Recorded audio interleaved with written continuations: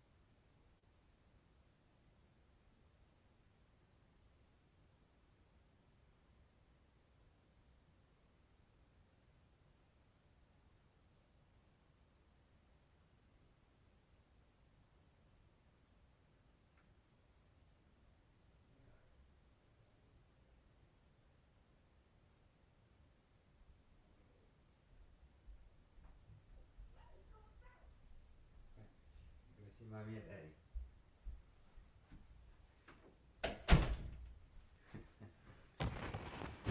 Oh, hey everyone. You all see a couch. Hi there. Um, like 1 minute before we were supposed to go live, my 3-year-old granddaughter runs in and goes, "Baba, Baba, I gotta go poopy." And so it was like I was kind of between a rock and a hard place. So I just, all right, here we go. What can I say? kind of a first things first kind of a situation, right? So hello everyone, and welcome to a slightly delayed, but still thoroughly engaged satsang. Uh, Johanna said hello from Mexico. GB, thank you for your response the other day. It was such a coincidence that I had the opportunity to experience reactivity like the people I was talking about. Isn't it amazing how life works that way? Utterly amazing. So, as always, I invite everybody to just kind of type in who they are, where they are, and if this is the first time you're joining us on Satsang, please let me know. And if you're familiar with non-dual discourse and non-dual inquiry or not, that's helpful. That's helpful as well. John, John from Ireland. Hi, John. Hi, Nazrin, also from Ireland. Jeff. Hi, Jeff. Jeff here and now, checking in from the northeast corner of the U.S. Hi there, Cheryl. Uh, Thank you as always. Thank you. Hey, Ava, my dear Ava. Happy to be here. She's in Poland. Dave Rose in Massachusetts. Ursula from Madeira Island in Portugal. Starlight Glimmer. I think you're in London, aren't you? Hello to you too, Dave and Elaine. Hi, Dave and Elaine from Southeast England. Anja from Germany. Mary Sykes from Niagara Falls. Isn't that a romantic place? The American side, right? Namaste from Germany, from Linus. Hello, Linus. John Watson from Scotland. Uh, what, what did he say? You've turned into a couch. That's right. I'm making the transformation. We're living in a very transformational time. No, he's the pillow on the couch. Exactly so. Um, oh my goodness, lots of things showing up here. Well, I will.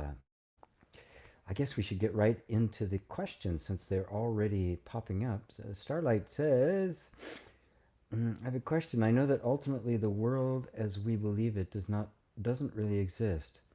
But is it okay to care about the story that we perceive?" Well, um,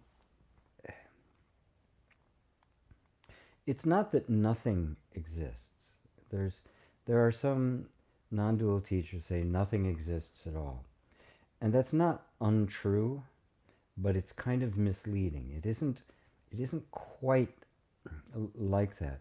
Nothing exists externally to your perception of it. It's not that the universe doesn't exist. It doesn't exist as an independent entity. Therefore, any characteristics that we endow it with and that we think it possesses isn't so. It does not possess any characteristics of its own. The universe is a reflection or a manifestation of consciousness. A good example of that is simply light, natural light. We say that this sweater is maroon, this pillow is white, this pillow is green. The purple lights behind me, or the flower is red or pink, right? But it's not really true. Color is not an attribute of the object. The pink flower, in fact, everything but color is an attribute of light, not of the object that it's shining on. So while you would say, well, in conventional speaking, we say it's a pink flower. The reality is it's simply an object that reflects pink light. If the flower were pink itself, it would be pink even in the dark, right? But it isn't. Right? It's always a reflection of light. And of course, as the light changes, as it gets more dim, that color changes, doesn't it? The object isn't changing. So the universe, everything manifest, draws all of its characteristics from consciousness. And consciousness is what is viewing it. It appears in consciousness. It's made of consciousness. This is the essential oneness of all things. So consciousness possesses all qualities. Now, what is consciousness? When I speak about it like that, most people start thinking of consciousness as some object. There's me, and then there's consciousness, right? But consciousness is the I. It is the sense of being. It is self-awareness. Are you not self-aware?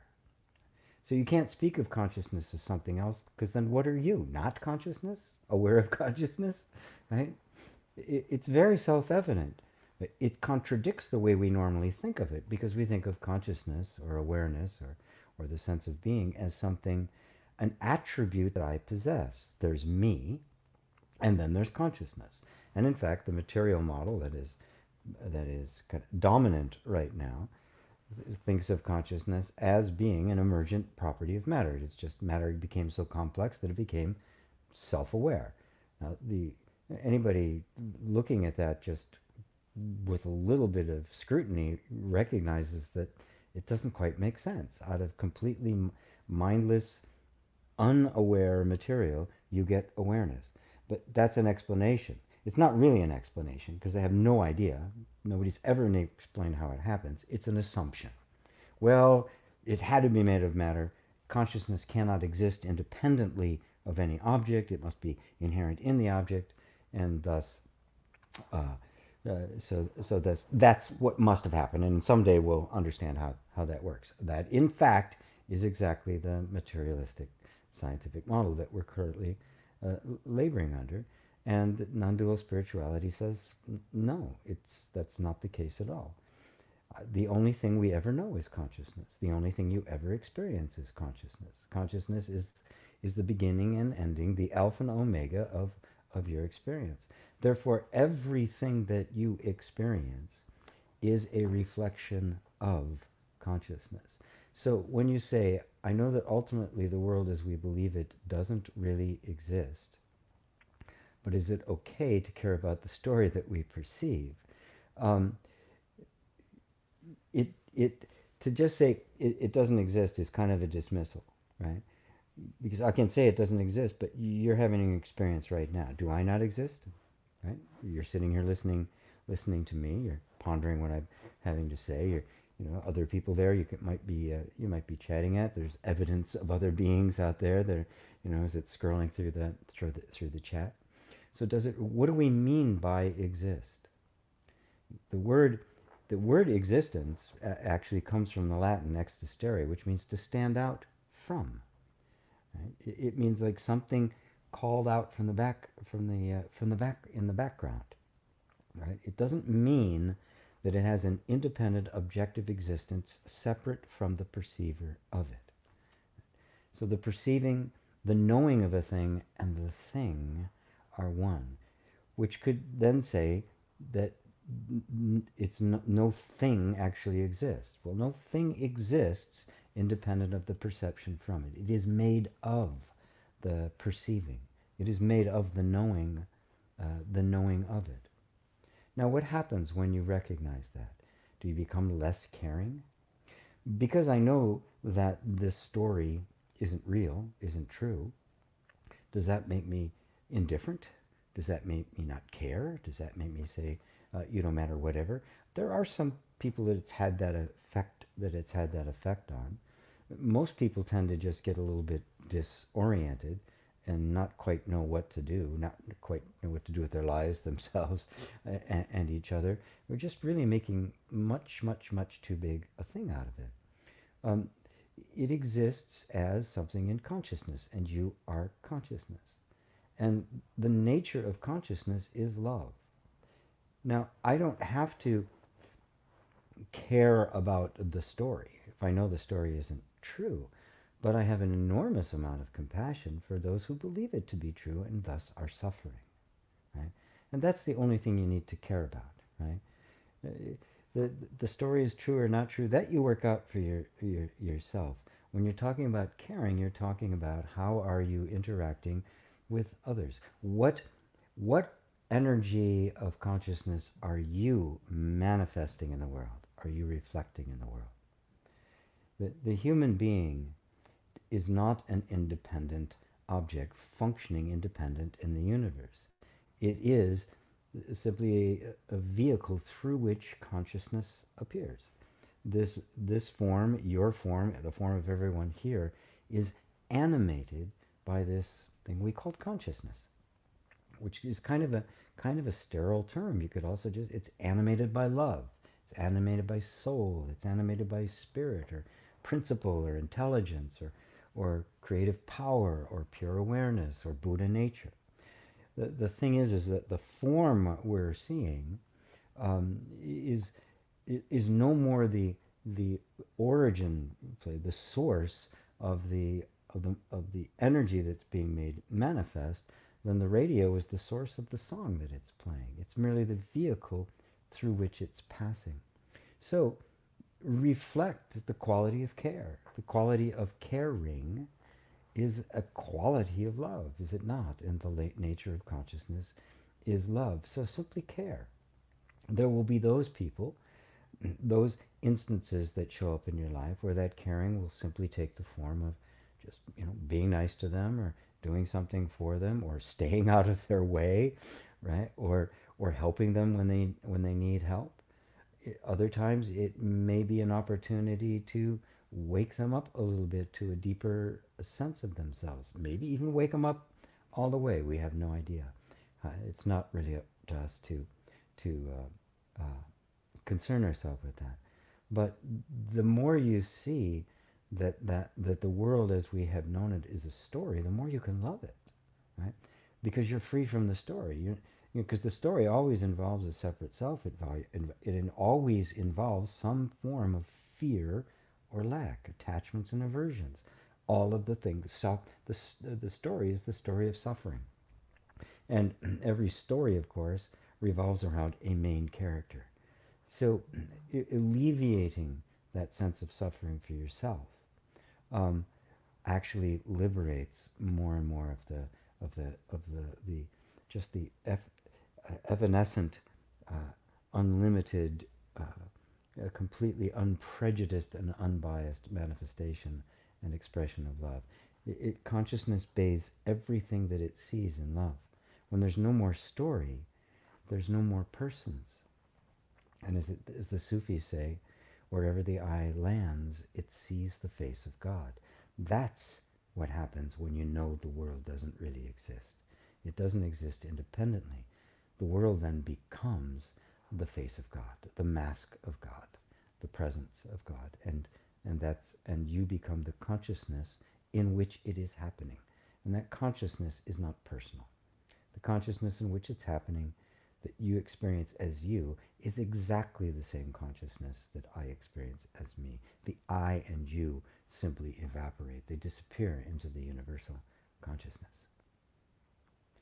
So I think that might cover it. Great question to get started with. Didn't even have a little preamble or discourse. Alessandra, hello from Monterey. Hello, Alessandra. Darshana, hi GP, great to attend live session again. When I meditate alone, lots of thought arises. But when meditating under guidance or with group, it's easier to observe. Why is it so? Well, it's simply practice. Simply practice. If I'm leading a meditation, or anybody is leading a meditation, it doesn't have to be me, but anybody is leading a meditation, there is a clear place, a clear focus of attention.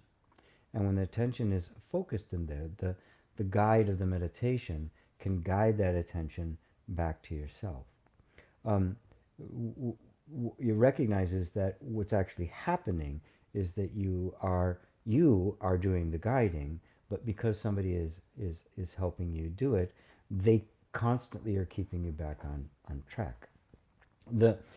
It's okay though, when you're meditating alone, which is simply bringing your attention to the sense of being. That's what meditation is for, and for nothing else, is to simply close off the attention to the outside world and turn it around to go to the source of, the sense of being, right? When we use the sense I am, the, the simple sense of being, I am, and follow that I am to what that sense I am is actually pointing to. That's what it's all about. Now, when you do that, you've got lifetimes of habits, so thoughts are arising. Now, if you think that the thoughts are arising are a problem, you've engaged with those thoughts now. You've taken the position that those thoughts shouldn't be arising. You now say, it's really hard to keep them from arising.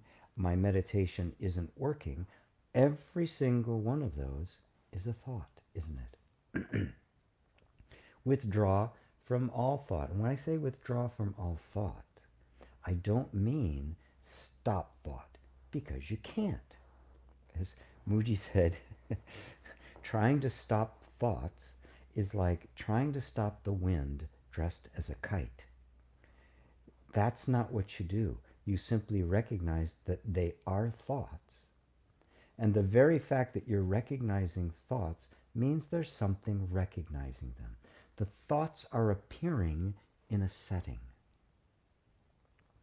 They're appearing in an environment. The key for meditation is bringing the attention away from the thoughts into the emptiness in which the thoughts are appearing. In modern ballet, modern dance, not just ballet, but modern dance in general, especially with when they're very minimalist. If you've seen some modern dance, like from Twyla Tharp, and like absolutely, absolutely spectacular, and oftentimes the stage has nothing on it. They're just the dancers. They're not even heavily in costume. Just tight the tights and the like. And so all there is this blackness and the figures, the however many are, 1, 2, 3 figures and the light. Now to the choreographer, to most of us in the audience, we're so used to this. All of our attention is on the dancers, and of course it is completely on the dancers. Why? Because there's nothing else distracting it. The choreographers think of it in terms of negative space. They are completely aware of the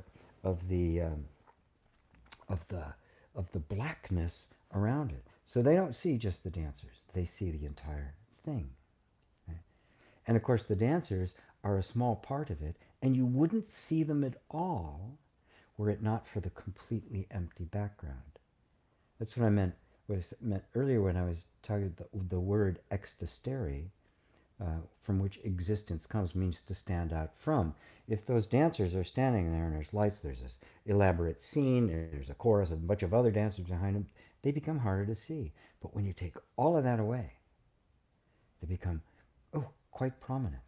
Now, take it one step further and remove your attention back from them to see them in the entire context.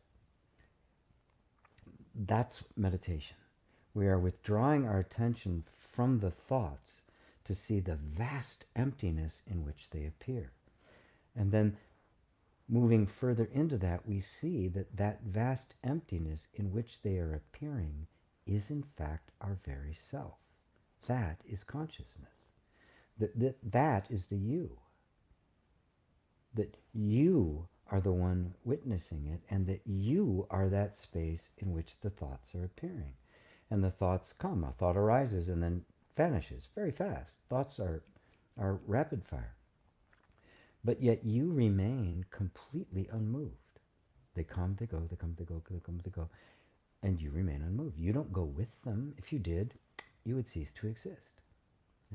So, when meditating under guidance at group, it's easier to observe. So, drop the idea that it's easier in one than the other. It's not.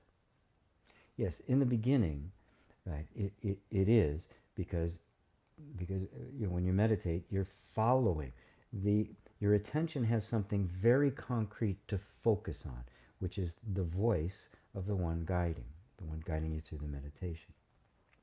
But what they're guiding you to, if they're doing it correctly, is simply away from thoughts, into the empty space, which is why the silent meditation with yourself is, in fact, more advanced because you are simply putting attention on the emptiness, which is yourself.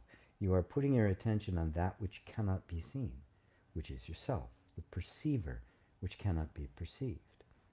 Right? And without some other kind of intercessor, right, or intermediate to focus attention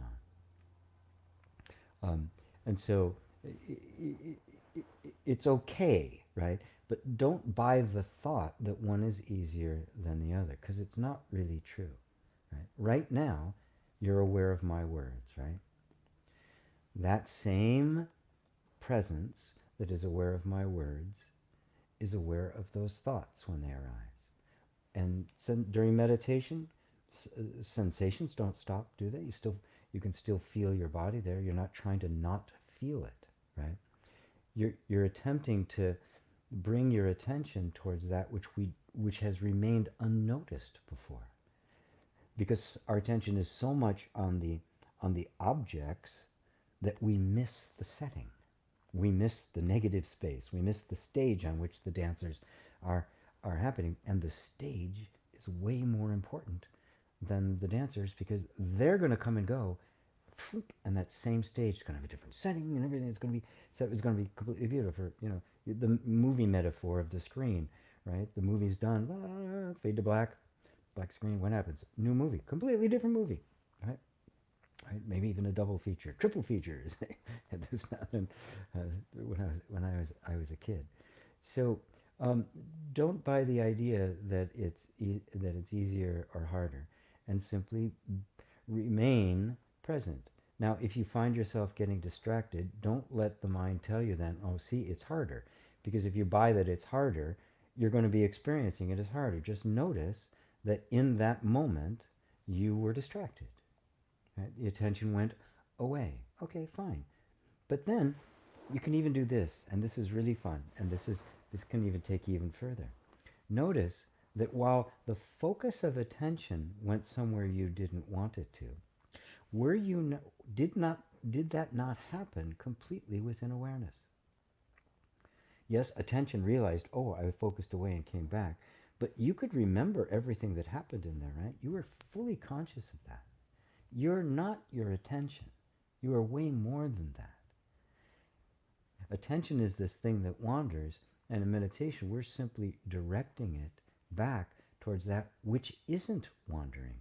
So even if the attention, which may be very unruly at times, and sometimes even if you're an experienced meditator, it can get very unruly, and all of a sudden it's off somewhere, you know, like a dog, right? Squirrel, right? Right? It wants to run off into the bush. Right? You just notice that it went to the bush. If you don't create a story about it, you're still here. Have you gone anywhere? Yeah, attention has gone over here. Where have you? Where are you? Have you gone anyplace? You're still here. So, in this path, the way I teach it, meditation and inquiry are one and the same. You are experientially looking for the place that's you without reference to anything else. Just the pure sense of I am, the sense of being itself. And notice that when you're there, there's no place else to go. That's as deep as you can go. It's not like, there's, the multi-dimensional beings and archangels and all of these other kinds of things, and super consciousness and super duper consciousness. Um, uh, it's nothing like that. It's simply this sense of presence. That sense of presence is the ultimate. It is the absolute. Well, it's not the absolute quite. To just notice that there's something even more subtle that is aware even of the sense of presence, and that you cannot be aware of that. That is awareness itself, and you cannot know it because it's you. That is you, completely without reference to anything else, the source of all, the absolute. There's no place beyond that. It is pure you. I think I did digress and went off on a few arcs on that, but hopefully that that brings you back to center, Darsana. Beautiful name, by the way. Juliet Taylor. Hello, everyone. Hello, Juliet. Liza from the East Coast. Hi, Liza. I pronounce it Liza or Lisa? L-I with a lot of Z's. Z-Z-Z-A. Janet. Hi from Scotland. Hi, Janet. Juliet is from South Florida. Oh, wow. I lived in Miami Beach for, almost 13 years, actually. Right on the beach. It was quite beautiful. Joanna, is this working for other people? Are you talking about the thing? Let me go down on the comments. Very pleasant. David Rose, I get to meditative state. Okay, I'm not seeing anything about sound or anything. So, I'm not seeing anything. Can you please confirm that the problem is on my end? I don't think anybody else is having a problem. Johanna. Do bear in mind, everyone, because of the our current state of mandated retreat, that we're all on a retreat right now, there is an enormous, a lot of internet activity. YouTube is really quite overwhelmed, so things can kind of cut out and cut back in. So far, I've been very fortunate. I haven't been affected that much by it, but a couple of times I have. So, so anyway, so just keep staying with it. I'm sure other people will mention it. I'll scroll down to the bottom just to make sure. I do kind of check to see if any of the more recent ones. Okay, let's see. Make sure here. Starlight says there's a lot of suffering in the world as it appears. Is it okay to hope for a better version of this to come about? Of course. Of course. Oh my goodness. Some people get the idea that non-duality is this kind of stagnant, sterile thing where we just kind of deny the existence of everything. I always point out to people that Siddhartha became the Buddha not to attain enlightenment, but to find the cause and cure of suffering. It was all about suffering. It was all about the alleviation of suffering. And when somebody would ask him various kinds of questions, if they were just philosophical, he would either not say a word, not answer them at all, or just put them off. He was not interested in theoretical conversation. Does it alleviate suffering? That's the sign of truth, because the reality of being is it is free of suffering. It is contentment itself. It is ananda, bliss, joy, presence. And so, of course, people have heard me talk about this. We need a complete revamp of the system from the bottom to the top. None of the current systems that are in place, economic, political, social, work. They don't work for everyone. They work for a handful. And so, for us to not just hope, but consciously work for a much better version is, of course, it's the nature of humanity. The more free you are inside, the more you are free of suffering, the more you are content, the more you're able to do that. Right? It isn't, enlightenment is not the end of activity. It's the beginning, right? It's now, it means your everyday human life has been freed of the burden of the illusion of a separate self. So what happens? Your human life is liberated. The truth doesn't need to be liberated. The truth doesn't need to be set free. The truth is free. The truth about you is freedom, right? It is the human sense that has been deluded into thinking it's a separate self that needs to be set free. That's what applies to the death and the resurrection. The truth never died. How can the truth die? How can that which is real become unreal? It can't. The truth cannot become a falsity, and the falsity can't become a truth. So the the budding of this realization of who you really are um, comes with a sense of love and compassion and wanting to improve the world. Listen to the Dalai Lama. It's all he talks about, and he's an awakened being. That's all he talks about is the alleviation of suffering and pointing out what the cause of suffering is.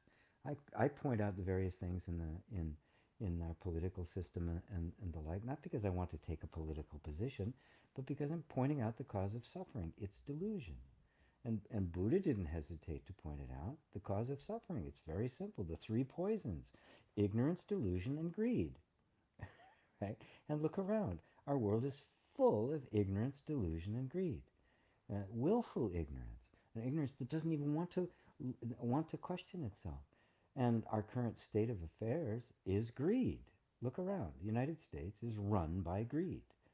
Wall Street, entire financial system is greed. There's nothing humane about it whatsoever. And this is kind of the dominant. The U.S. is the most extreme, but it's all over the place. So when it's perfectly okay to point that stuff out. But if you start taking sides and posturing and recognize and like pointing at evil people because they're deluded, that's the simple matter, the simple case of it.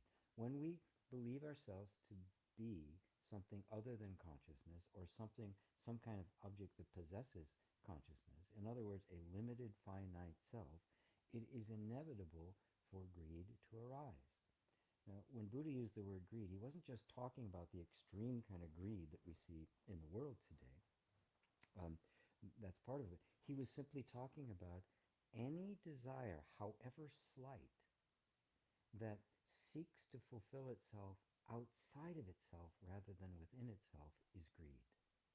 The idea that something external can satisfy me, and therefore my attention gets focused outward and I start clutching, I start grabbing, I start getting attached to stuff. I want try to get things and hold on to that because I have this innate sense that I am lacking. Right? We need, and it never works. It's insatiable. It's the hungry ghost. It never stops.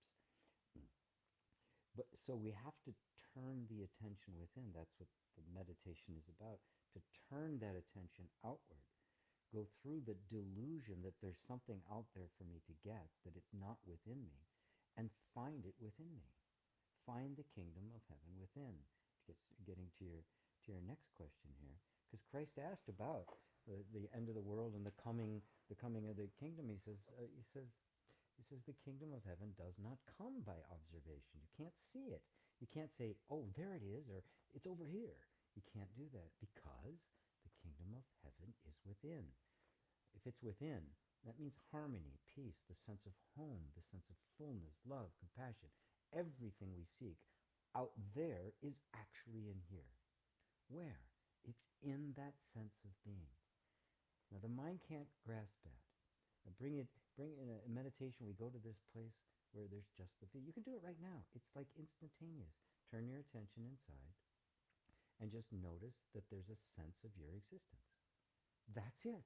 That is the kingdom of heaven. That is the source of everything else. But we don't believe it. That's the delusion. We think, oh, well, yeah, it's just sensation, no big deal. What I really need is, and out goes the attention. That's the delusion.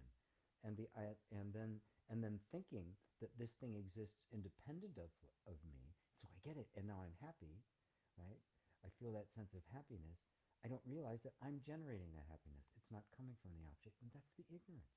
The ignorance that the world exists independently from myself. Ignorance, delusion, and greed. They all arise. They all arise simultaneously. So it is so natural if your heart opens, it becomes less of that. It becomes less egoic. It starts to turn towards others. The heart begins to flower. A peacemaker begins to well up inside us. Of course, we're going to look and go, how can I make things better for others? How can I help? And the less the concern there is for you, the more you realize you're immortal, the less concern there is for you, all of that attention starts going towards others. Because what do you need? Nothing. Of course, neither do they. but they don't know it yet. That's the ignorance. But you need nothing. Now, does that mean you just kind of sit around? No, it simply means the whole tendency of your life goes from getting to giving, because there's nothing for you to get. You already possess all of it, and now it to give, right? But what you have to give and what I have to give are completely different things. So I get to appreciate the fullness of life, the fullness, the vastness of the infinitude, because it comes through you in a totally unique way, and I get to appreciate the vastness of the universe by seeing it reflected in you. That's my receiving, right? It's not I'm receiving because I need something. I'm receiving because I'm receiving the infinitude. I'm the consciousness that recognizes the value, the infinite value of everything and every manifestation of that one thing. So also, how do you interpret the new heaven and new earth that Revelation describes? It's this. The kingdom of heaven is within. What the Revelation is describing is the universal end of the egoic mind, ignorance, delusion, and greed, and the revelation that the kingdom has been here the whole damn time. As Christ said in the Gospel of Thomas, he said, "The kingdom of God is spread upon the earth, but the people do not see it." And that's what he was meaning. What is crumbling. That's what he meant by the end of the world. There won't be one stone set upon another that shall not be torn down. This is what he was referring to, the constructs of the mind that obscure and veil the reality that's here, the heaven that is already here. It can't be out there somewhere. It can't be a place. God can't have a locality. Right? There can't be somewhere where God isn't. Right? Oh yes, God is infinite, all-powerful, all-knowing. Well, God's everywhere, except here, except right here. He's everywhere except except that country. He's not in that country, right? I mean, it's such a narrow pit. Where else would the infinite be except here? Where else do you need to get in touch with it? Is here. New heaven and new earth are simply the discovery of exactly what I've been pointing you to. That sense of being possesses the universe. The universe is in you, not the other way around. And that realization is what is being referred to. That realization is the second coming. That is the place that Christ completely absorbed into. That was meant by his ascension into heaven. Everybody said it's a place up there. So no, it didn't go up in the heaven. You could have believed that at the time, but I mean, we're looking at the edges of the universe now. Nobody's seen it so far. Was it a little tiny place hidden? I imagine it would have to be a big ass place, right? Because it's not out there. You know, and out there isn't out there. Out there is here. So heaven is that state of pure awareness, knowing and knowing that you know, knowing who you really are. That is what Christ represents, the truth of your being, God incarnate, right? That's what is meant by the descent of the Holy Spirit. That is what's meant by the rapture. It's not all these people, going off into space and cars crashing into each other, or airplanes crashing because the pilot's got raptured and no flight attendant, so I can't get my little bottle of wine, which is what really upset me. It's nothing like that. It's the rapture of discovering this as your being. We're being blinded by the mind. The Heart Sutra, that's the reference is to breaking down the walls of the mind. When we go past the idea of attaining something, right? Without attainment, right, there's no walls of the mind. Without walls of the mind, there's no fear, because there's nothing to attain. How can you attain what you already are? It's like asking somebody to get up and walk over to themselves. As Nisargadatta put it, having never left the house, you're asking for the way home. Or the joke of the guy standing by the river, and there's somebody on the other side of the river. He goes, "Hey, how do I get over there?" And he says back to him, You are over there. So I hope that covers it. Right? There's a lot there, Starlight. The realization of the depth of this doesn't leave you cold. Exactly the opposite. You become so much more loving and compassionate and caring and humorous and light. Things just simply don't bother you. Phew, they go right by, and because there's nothing in you to resonate with anything negative happening. Even the most despicable characters that are running around right now doing horrific things don't bother you. You recognize the horrific things you do and you point it out, right? Because it's ignorance and it's delusion and it's greed, and you know that the three poisons are poisons. They lead. You know exactly where they lead to. And that was in the book of Revelation, the four horsemen of the apocalypse and the great. That's the great battle.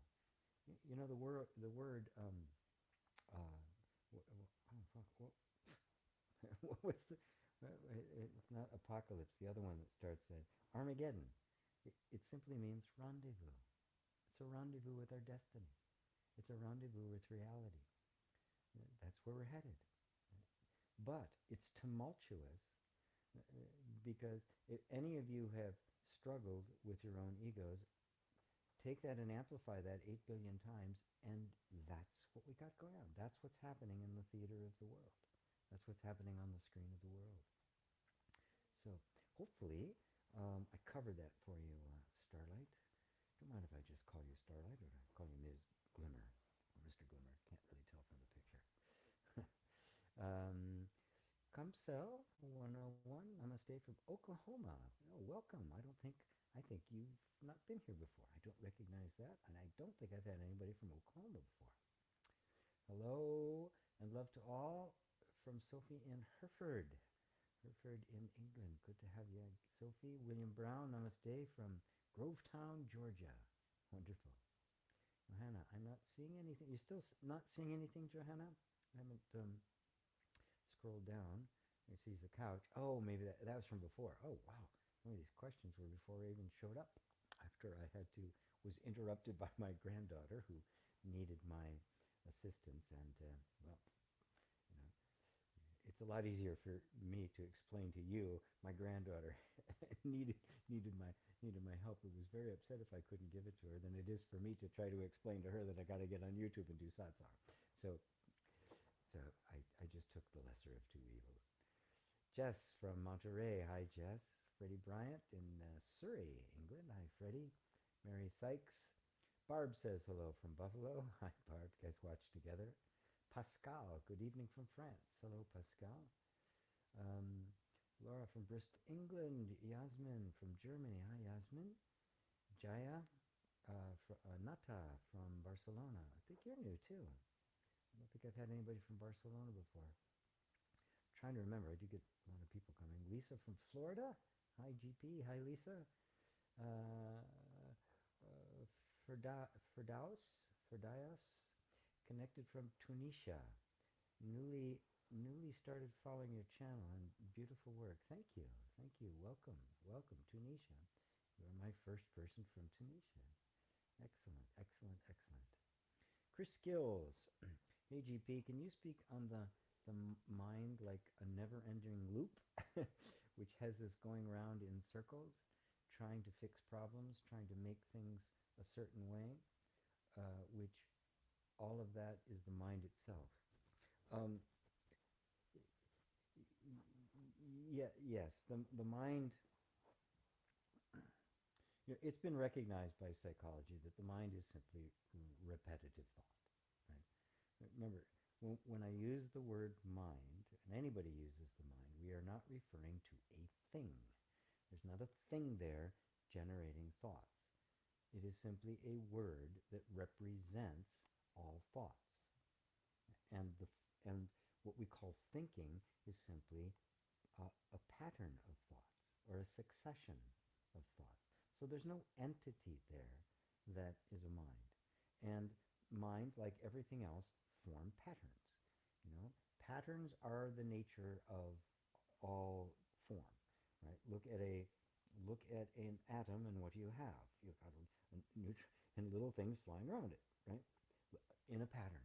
And a different pattern makes a different kind of atom, and they combined in different patterns to make molecules, and on it goes. Everything is just these layers and levels of patterns. Thought is no different. And so thought will go around in circles unless something fresh is injected into it. And when something fresh is injected into it, it disturbs the cycle, and then the cycle rebalances itself with a different with different content. The mind is not a source of any creative ideas. Nothing new comes from the mind. It's always something new coming to the mind, right? And so, but that sense of which has the word you use, the never-ending loop, which has us going around in circles. Well, it only has you going around in circles if you think you're the mind. If you think these thoughts going around in circles is myself, and I'm going around in circles, then you're going to be experiencing that kind of distress and confusion like you're going around in circles. But but slow down for a second and say, okay, are you going around in circles, or are you sitting there watching the circle go around? Are you on the merry-go-round? Right, if you're on the merry-go-round, you don't have a sense, right? If you're on the merry-go-round and there's nothing but the merry-go-round, you have no sense of going in a circle. You have to have a point of reference somewhere else. But you're standing here watching these thoughts go around in a circle. So are you going around in a circle? Even if you think you are you? Is the awareness of the circle in the circle, or is it watching the circle? Now, yes, there can be a thought that says, "Oh, these thoughts are going around. I got to get rid of these thoughts because they're just going around and around and around." Right? You can, if you think that, then that will call it, kind of believe into existence the experience of going around in a circle. But are you actually going around in a circle? Or is that simply something you are watching? So where are you in that? When you're clear about the position you're in, where you are looking from, none of this can touch you anymore. It's just thoughts happening. And you didn't put these thoughts into action. You didn't choose them. You didn't create them. You didn't organize them. This is just the way life happened to form based on experience and conditioning and all that sort of stuff. You had nothing to do with any of it. It's just happening. The only hook is that you identify with those thoughts. Think of my thoughts, my problem, my experience, and then they're kind of stuck to you now. Now they're like, oh, how do I get rid of them? How do I get rid of them? Which is in fact just another thought. You don't have to get rid of the thoughts. You get rid of the identification with the thoughts. Recognize where you are actually standing. Right? Now, we're not making this up. I'm not kind of putting this other idea in your head. I'm inviting you to look to see where you actually are. And you'll see that you're not in the thoughts. If you were in the thoughts, you could not see them. You couldn't see the forest for the trees. You have to be standing outside it and saying, like a drone, and go, oh, there it is, which means you're not in it. So the mind, the habit of the mind is to try to solve problems. If it doesn't have a problem, it'll create one to solve. Right? That's what it does. You cannot endure that. Those thought patterns are contrary to the to the great to the great possibility that non-dual inquiry uh, uh, delivers on, that there is an end to problems, which means there's an end to mind. There's an end to thought attempting to fix things. There's nothing to fix. If there's nothing to fix, what does thought do? Well, it goes quiet. There's nothing for it to do. It simply goes silent. When there's something to do, it pops up. I gotta pay a bill, I gotta paint a wall or something, right? Okay, you know, in affirmation. We're having a conversation like this. We're using mind to form words to communicate, because just awareness itself uses consciousness to speak, to form, to create, to make things happen. So is this pointing you there? Don't worry about the loops of the mind, because that's all it ever does. It's nothing but patterns of thought. What's a pattern? A bunch of things that repeat. Right? It's not a problem. It's not you going around in the circle. That insight will completely alleviate any kind of discomfort or suffering that the looping mind may be causing. It will also take away the energy from the looping mind. Because if it's a problem, if you believe it to be a problem, and you're giving it attention like it has a problem, it will be very happy to conform to that and be a problem for you. Even though, in reality, it's not. It never was. Christine from Germany. Hi, Christine. I'm seeing a lot of people I think are new. Radu, greetings. Bucharest, Romania. Wonderful. Um, wonderful, wonderful. Carrie Broken. Hi from Australia. Hi, Carrie. Wonderful. When one sees the loop of the mind, one is free from it. Yes. When you see it. Well, when you see it and recognize that you are not the loop, and that the one seeing the loop isn't looping. That sense of being, is it looping? Sense of being, sense of being. I am, I am, I am, I am. It's not doing that. It is a constant. It's like a hum. It's like space. It's not repeating itself. It's not looping. It just is. And it's timeless, isn't it? You can't find time in the sense of being, because there's not a bunch of things happening. It's completely still. It's timeless and spaceless.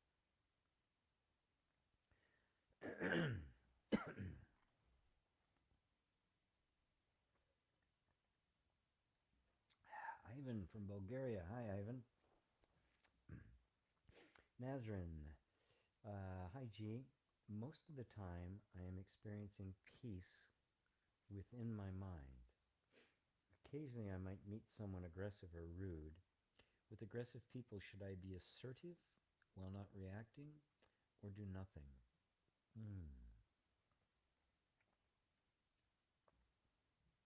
Well, first off, you're never going to experience peace within the mind. Peace is the absence of mind. Because mind is activity, whereas peace is stillness. Now, the activity of the mind does not influence or affect the underlying peace. Any more than, as I move my hand from over here to here, I'm not disturbing space. I'm not moving space out of the way. It's like, come on, make room for my hand. Space is immovable. It's just emptiness. So the mind does not affect peace whatsoever.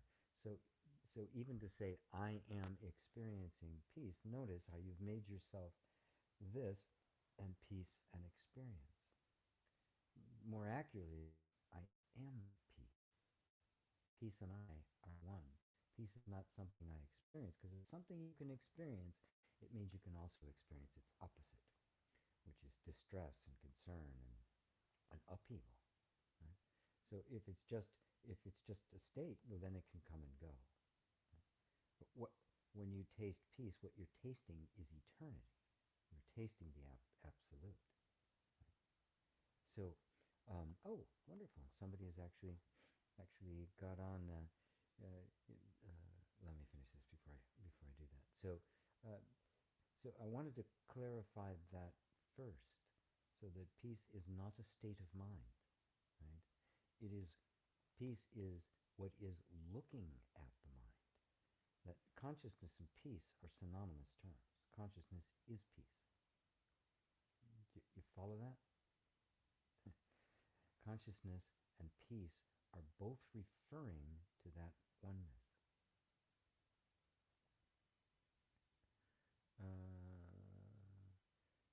Somebody just privately said the sound is very low. Is that the case for everyone? Is the sound too low? Please type in. Let's not help here. Oops, replay the better is I can barely hear even with my speakers all the way up. Really?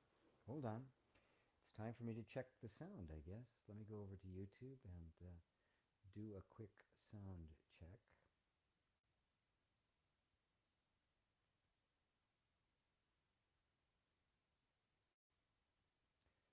All right, take a little pause here. The sound, hopefully it's, I'm listening now to see.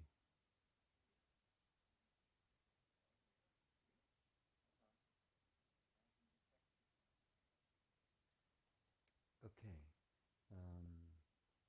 got it. Yes, I see that this is happening. Has this been the way the whole time, or has it just started? Make sure I'm still on the same thing. Codec. Oh my. Yeah, it's. Hold on. Hold on a second.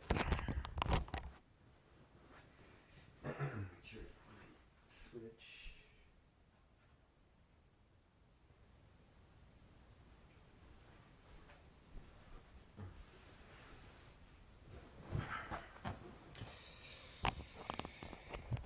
Actually, you know what I'm going to do?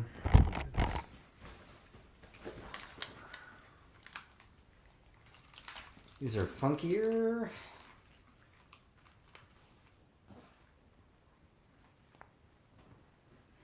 Speaker default USB code.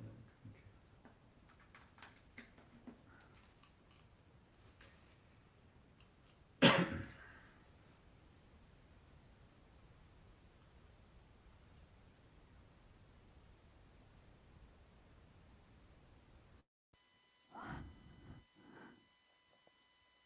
Test. All right, we're gonna do these old funky ones that even have even have duct tape on it to hold it all together. I'm pretty sure that's, but it's been low the whole time. Oh my God. Well, that sucks. Because the replay just comes right off of this mic as well. I'll do a little processing on it, see if I can boost the sound. But I guess when you tapped in your mic, my speakers almost burst. Biggest part of the call. Oh dear. Oh, technology. So, Ursula, is that what you were trying to tell me too? That you wanted to come on? Well, let me add you to the stream. That sucks. Because the replay just. Oops. There we go. I'll do a little process.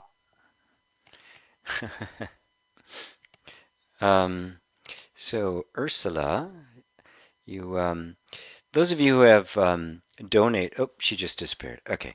As you know, those who donate, I give a link so that you could actually come on and talk to me. Just a little premium to help me keep the lights on here. All right. Well, I guess we're probably okay now in terms of sound. Yeah. So sorry about that. Yeah, there's a problem with these comments. I don't see them till they come all the way down, but some can private chat me. Dear. All right, so let me go back to where I was with Nazarene. Most of the time I'm experiencing peace within my mind. Oh, Ursula, you came back. Let me bring you online because I do promise to take the people who have that link. Sorry about that. Hello. Yes. These comments, I don't see them till they come all the way down, but you can. Some can. Ursula, you're going to have to use headphones to. So let me go back to where I was with Nat. To talk to me. Otherwise, there's going to be this echo. If you're just using your computer speakers when we speak, it's going to get picked up and I won't be in. So I have to mute your mic because everything I say, is coming out of speakers and echoing back. So please, anybody who's going to uh, wants to come on live and speak, um, then please have a set of headphones or at least earbuds so that we don't have that terrible echo. Um, so, okay, back to Nazarene. Oh, it's always disappointing. You know how many times I've actually done a video and pressed the button and realized that the SD card wasn't in it, and technology. I need a producer. That's what I need. I need somebody who wants to produce this show for me. That'd be really wonderful. Um, let's see. Occasionally I meet someone aggressive or rude. With aggressive people, should I be assertive while not reacting or do nothing? You can't approach life with a checklist. There's no strategy for how to be in the world. There's no recommended, what do they call it in business? Best practices for this kind of thing. And please tell me if the sound is, yeah, yeah, you're looping in the background. We doubled the sound, so I stepped out again. It's okay to start and dropped out halfway through. The sound, how is the sound now? Is everything okay? I'm at the bottom of the comments and I want to make sure the sound is okay now. Because this live chat and live chat. This guy's an old standby. It's just funky and old and I don't like to use it. So I'm going to wait. That's better. Great, great, excellent. Okay, that came after that. Okay. My, my. My, my.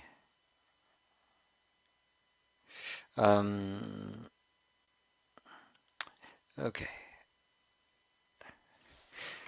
More sound. Gee, audio got very low. Somebody said it was from the very beginning, too. All right. It looks like I may need to get us some new equipment. Oh, that's really too bad. Okay. Let's see. Okay.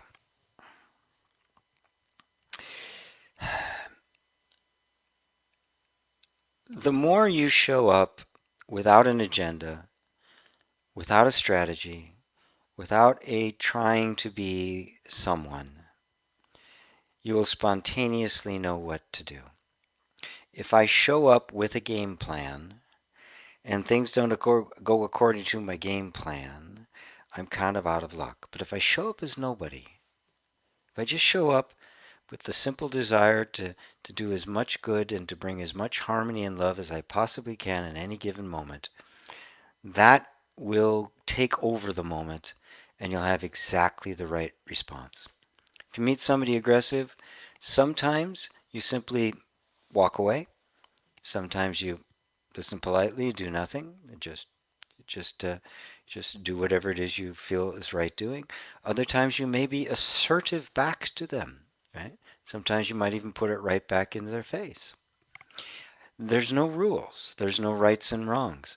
The moment itself determines right and wrong. The moment calls forth the response and the one to respond. The question brings forth the teacher, and the teacher disappears with the answer. The question is raised, and the teacher arises to meet the question. The question comes first, not the teacher. The teacher is not a static thing. I am not a teacher.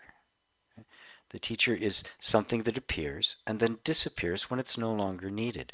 There's no identity. There's no identity going into any situation. This attachment to a particular identity is the stuckness that is the cause of all suffering. So be nobody. don't be somebody. Don't approach life with a game plan or a strategy. This is this this is one of the things that has so deteriorated the quality of life, and it's turned business, which should be just this really joyful exchange of goods and services with one another to help each other benefit our life, has turned into this cold corporate mindless thing, right? Right? Why? Because it's all plans and things, and there's no humanness to it. There's no spontaneity in it. There's no heaven in it. So just show up as you, and then whatever happens in that moment is exactly what's supposed to happen, and nothing less. And that will be the the the the manifestation of your of peace as your nature, not as just a temporary state. Ivan says hi from Bulgaria. Dale and Christine in Massachusetts. Hi, Dale. Glad I got the sound fixed. Johnny B from Turnbridge Wells, England. I'm seeing appear to be a lot new people. Sarah, hello Sarah G, great seeing you. Hope you're well. Actually having a great time during the confinement. Love to you and to my spiritual family, Sarah in France. Wonderful. Yeah, it's a worldwide retreat, mandatory retreat. Don't think of it as a confinement. Um, oh, Jonathan in South Wales. Hi, Jonathan. Johnny B. Consciousness is responsible for our thoughts. Why do I make bad decisions? Shouldn't consciousness be more intelligent? Um, it's a misunderstanding of it that we get this idea that there's consciousness, which is this kind of thing that is generating thoughts. Right? Thought forms happen. Right? They're the result of causes and conditions. Nobody's creating thoughts. Nobody's responsible for them. Right? This happened to happen. This happened to happen, and together this happened. Right? The nature of cause and effect is so layered and complex and multidimensional. To try to sort out all the thoughts and say, why did I make a bad decision? Or why shouldn't I? Shouldn't it be more intelligent? Well, first off, how many times in your life have you made a bad decision and it's turned out good? It's like, oh, wow, that worked out better than I thought. How many times in your life have you had that really great decision? It's gone, perfect decision, and then it's all gone south, right? Bad and good decisions are always from the past. They're always an afterthought. They're always an interpretation later. A decision happens in the moment. A course of action takes place. Right? Nobody actually even decides it. It is simply a sequence that is taking place. So instead of thinking of consciousness as this entity that's thinking, think of it as the environment in which thoughts happen. The fact that this question came up, that you are even looking at consciousness, examining it, pondering it from this non-dual perspective, isn't something that you created, wasn't the decision you made. Right? And I can prove it to you. Go back to the point at which a decision was made.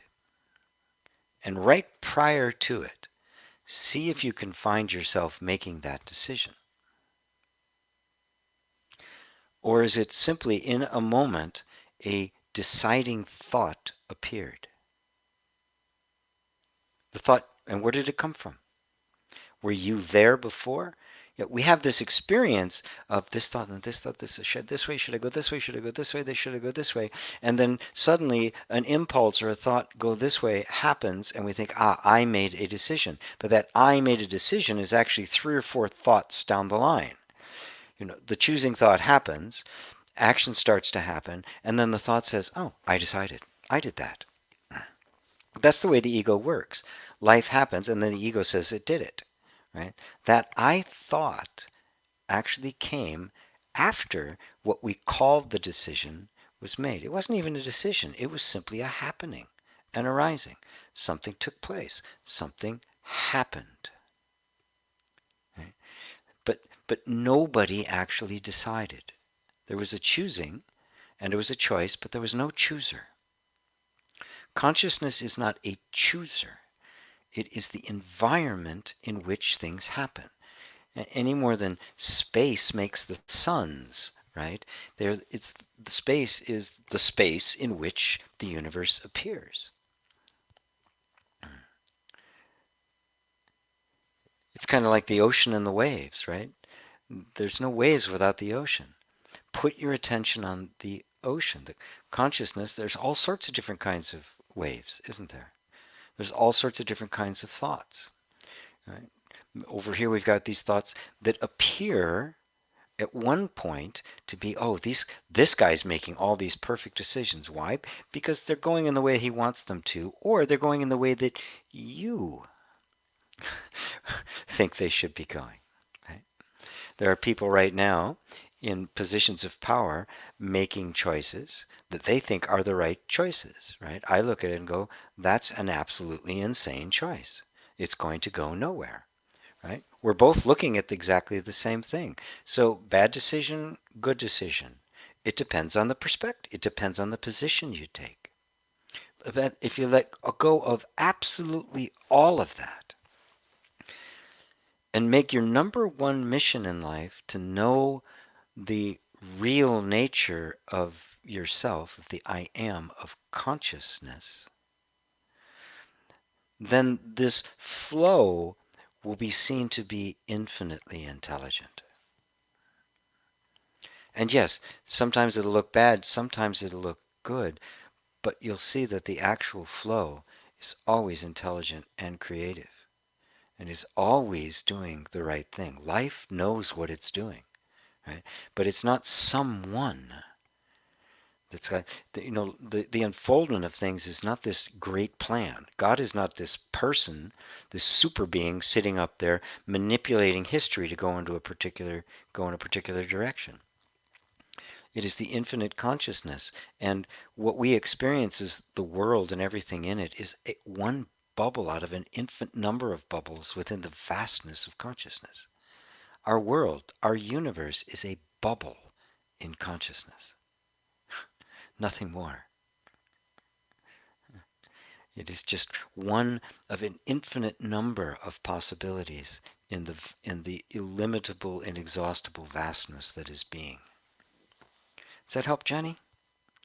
Hey, ducks. Greetings from Greece. The whole deal is to get rid of patterns or to create non-dual patterns to replace them? No. No. No. To get rid of patterns? No. The moment you start trying to get rid of patterns, you become a person trying to change things to the way they want them to be.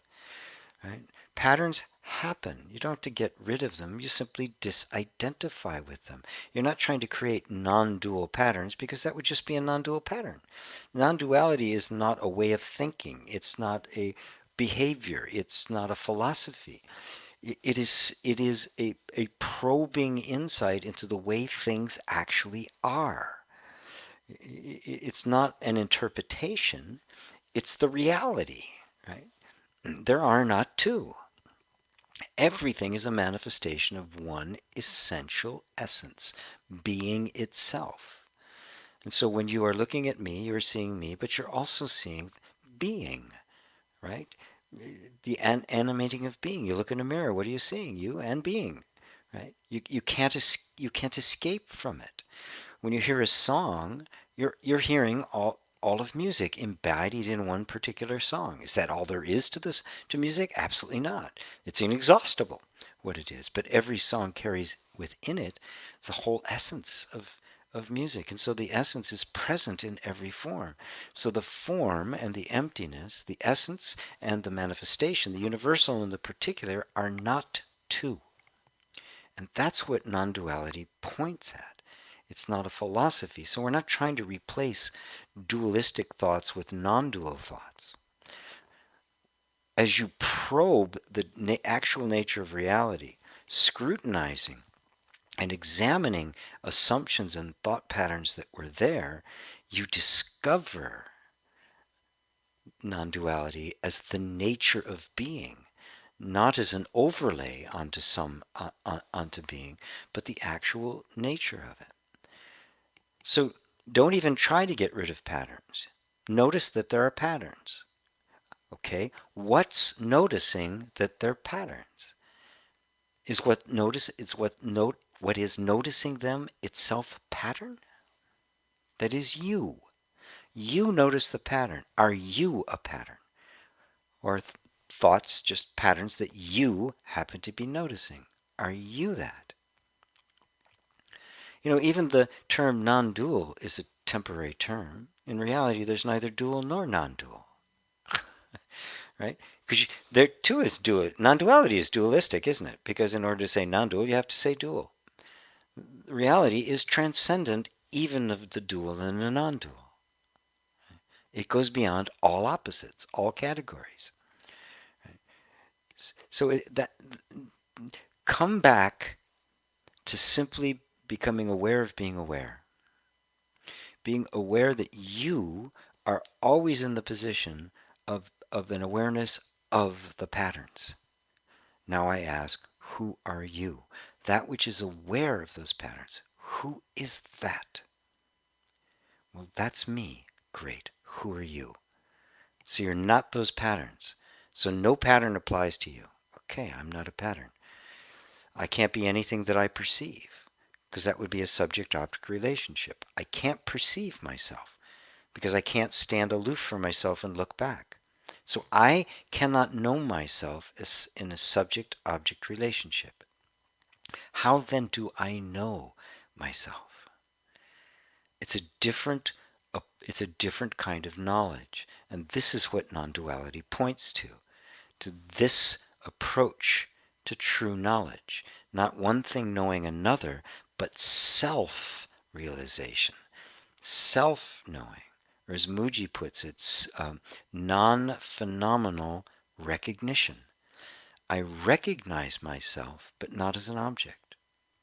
I recognize that that sense of being that I have is me. There's not me and the sense of being. I am the sense of being. There's not me and something knowing me. I am the knowing itself.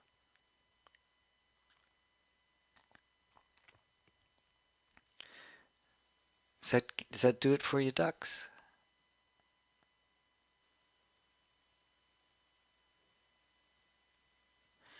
David, when I get into the meditative state, I begin to hear very soft sounds, almost like birds. Any idea what it is I'm hearing? Well, all sorts of things. Our normal state of mind is a convention. Or he says it's very pleasant. Is a convention, nothing more. And meditation, as it deepens, very naturally breaks down the walls of convention. So all of a sudden, you'll be aware of things you weren't aware of before. There's all sorts of things going on around us we simply don't see. Why? Focus of attention. No other reason. As that broadens, as that loosens, as attention soft focuses, all sorts of things can happen. People they can see lights, they can see angels. Some people have had conversations with beings. Papa G would have conversations with Krishna, right? Right. Here's the important part. Notice that you're hearing it. But whether the hearing is something that's coming from the physical ear or coming from some other kind of dimension, is it not still just an experience you are having? Don't let it distract you, because it doesn't matter how it comes, it's still an experience. Right? And the goal of meditation is not a different quality of experience. We're not here to hear angels, right? We're not seeking the bliss. The goal of meditation is to is to know you, the one having the experience. So whether the experience be really esoteric and colorful and interesting, um, or it be, fear or some kind of negative state, or it just be completely and totally ordinary and mundane and just boring thoughts, right? The focus of attention and meditation is on the experiencer and not on the experience. But the experiencer, of course, is not itself an experience. You cannot know yourself. The eye cannot see itself. A finger cannot touch itself. The perceiver, the ultimate absolute perceiver, cannot perceive itself. So anything you can perceive cannot be you. So you simply say, it's beautiful, it's not who I am. And don't let yourself get stuck there. A lot of people do. Oh, I'm hearing the heavenly angels. I'm seeing the lights. This is it.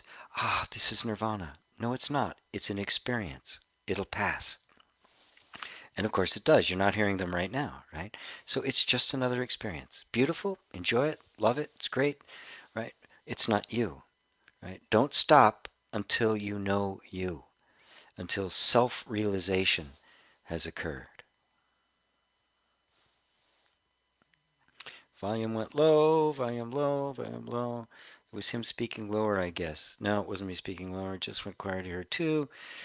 It does seem as though it went quieter, so maybe in the beginning it was okay.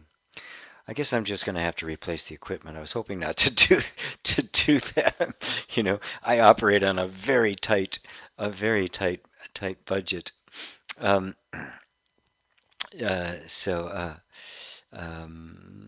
this is now I got about 100 things telling me about that's about the sound. I have it to start over. There's been no sound. Oh, Atkinson, Lacey Atkinson. Hello from San Jose. Hello, Lacey. A new looks like a new person. AKT. Okay, I think the sound's better now. Talking about something so good and we can't hear. Boy, it just kind of, yeah, that's okay. Ah, all right. Not quite sure what I need. Maybe I just should replace everything with new things. Arg. All right, I'm going to have to save my pennies. Maybe I'll do a crowdfunding thing to get some new equipment. 95%. So I guess it's been different on different platforms. Okay. Starlight Glimmer says, thanks, GP. I wasn't sure if non-duality meant that you had to deny everything that appeared external and just look within all the time. Yes. You're looking, the way I teach it, right? And not everybody teaches it this way. But the way I teach it is that it's really twofold. We first have to know who we are, right? And to know who you are, you have to look within, exclusively within, so that you're not identifying with anything externally, so that you're coming to know yourself without any external references whatsoever. Muji's invitation is just absolutely magnificent for doing that. I mean, you just don't bring in the past, don't bring in the future, don't bring in the present, don't be waiting for something, just simply be here beyond all thought. Thoughts will arise, just don't engage, right? And then what's here?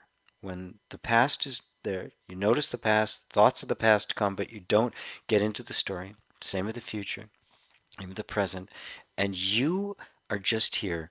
What is that? Now that goes to the place of self-realization. Right? But as that happens, you're self-realized, but everything's still here. You still get hungry, you still kiss your girlfriend, your boyfriend, you still go to work, right? There's still rainstorms and the like. Things are still, politics is still going on, right? So to a lot of people stop there and say, oh, okay, none of that's real. Well, no, it's not objectively real. So attention very naturally turns back outward. Well, what is this? What is all of this made of? And that's when the whole universe starts to come into consciousness. And you see that consciousness is what you are, that everything that is appears in consciousness, appears to consciousness, and ultimately you see that it is made of consciousness. So you don't get rid of the thing, you see that the thing is made of the knowing of it. There's not a thing and then something else knowing it. The entire subject-object relationship collapses into the pure non-duality so that there is no subject and object. It's all subject. That what you see is you just as much as the seer is you. And so the seeing, the seer, and the seen are all one. And that one is just transcendent. And of course, that's the nature of love. That oneness, that essential unity, that is the nature of love, isn't it? That if that defines love perfectly. It's oneness. And isn't that what we seek with people we fall in love with? We seek oneness, right? Well, what is that oneness that we're seeking? True oneness, not even intimacy, not even closeness. We're talking about, no matter how close you get, it's still two. We're talking about the collapse of two into one. And yet, simultaneously, experiencing two as one. So it's non-dual, right? Advaita, it's not two, right? So there's the experience of two, but it isn't two. So you still have the experience of interaction, of communication, of intercourse, of exchange, of all of that, but it's not seen as two, it's seen as the one manifesting itself in the explosion of love and the experience of love. It's very subtle. It's very subtle, but I sense you get it, right? Yeah, there are many non-dual teachers out there that, for my money, have only gone halfway. They've only gone the first step, and there's some teachings in Buddhism that confirm that as well, mainly Tozen's ranks. I'm not going to go into it now, but that's that it's only halfway there, right? If I have to sustain my awakening by denying the existence of everything out here, I'm only halfway there because it's still appearing. I can't just say, "Oh, it isn't there." That's kind of a a cheating shortcut. It's not a shortcut at all. It's a cheat. It's not real. I have to bring all of this into here, right? I have to bring the universe home, right? So that there truly is only one, because the one expresses itself as many. Starlight Glimmer says, also, I heard you throughout, but I needed to turn my headphones all the way up because the audio went low. Got it. Thank you. Let's see what we got here. Cheryl, does calling in the light work, or is it just a thought? Same with prayer. How does it work? I had to put my headphones on too. Um,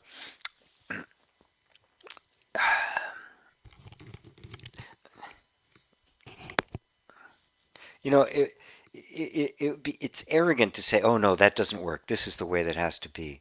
I mean, non-dual inquiry is the ultimate inquiry, but it subsumes all other forms of spirituality. It isn't contrary to anything. If any system that's contrary to something else is incomplete. It's not comprehensive. It's got to subsume everything into it. If this is the truth, it must include everything, all paths, all forms, all everything. Right? It cannot pick and choose. So I did a couple weeks ago. I actually sent out an email talking about prayer and the effectiveness of prayer, and there's different layers of prayer. The sincere, loving heart that desires to know the truth is the deepest prayer. That desires that there be love and compassion for all beings is the deepest prayer. Right? That doesn't even have to be articulated in words. The energy behind it itself, even if it never even articulated in a thought, would carry enormous power. Now, there's some people who do this. I'm calling in the light now, and it's kind of a ritual thing. And it's going to be effective or ineffective just depending on the depth of spiritual maturity of the one who's doing it. I can very much, for me, when I say calling in the light, it means I'm calling in the reality of truth. And I could use that phrase, and I wouldn't be the least bit uncomfortable with it. And if that's the highest level somebody has attained to, and yet their heart is so open, they're calling in the light for the benefit of all humanity, that has the full power and authority of God behind it. Right?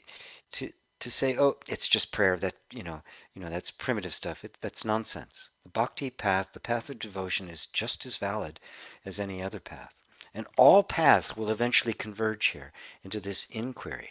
Because the bhakti path, the path of devotion, calling in the light, prayer, is, in its deepest sense, one is seeking unity with God. They're seeking unity with the ultimate.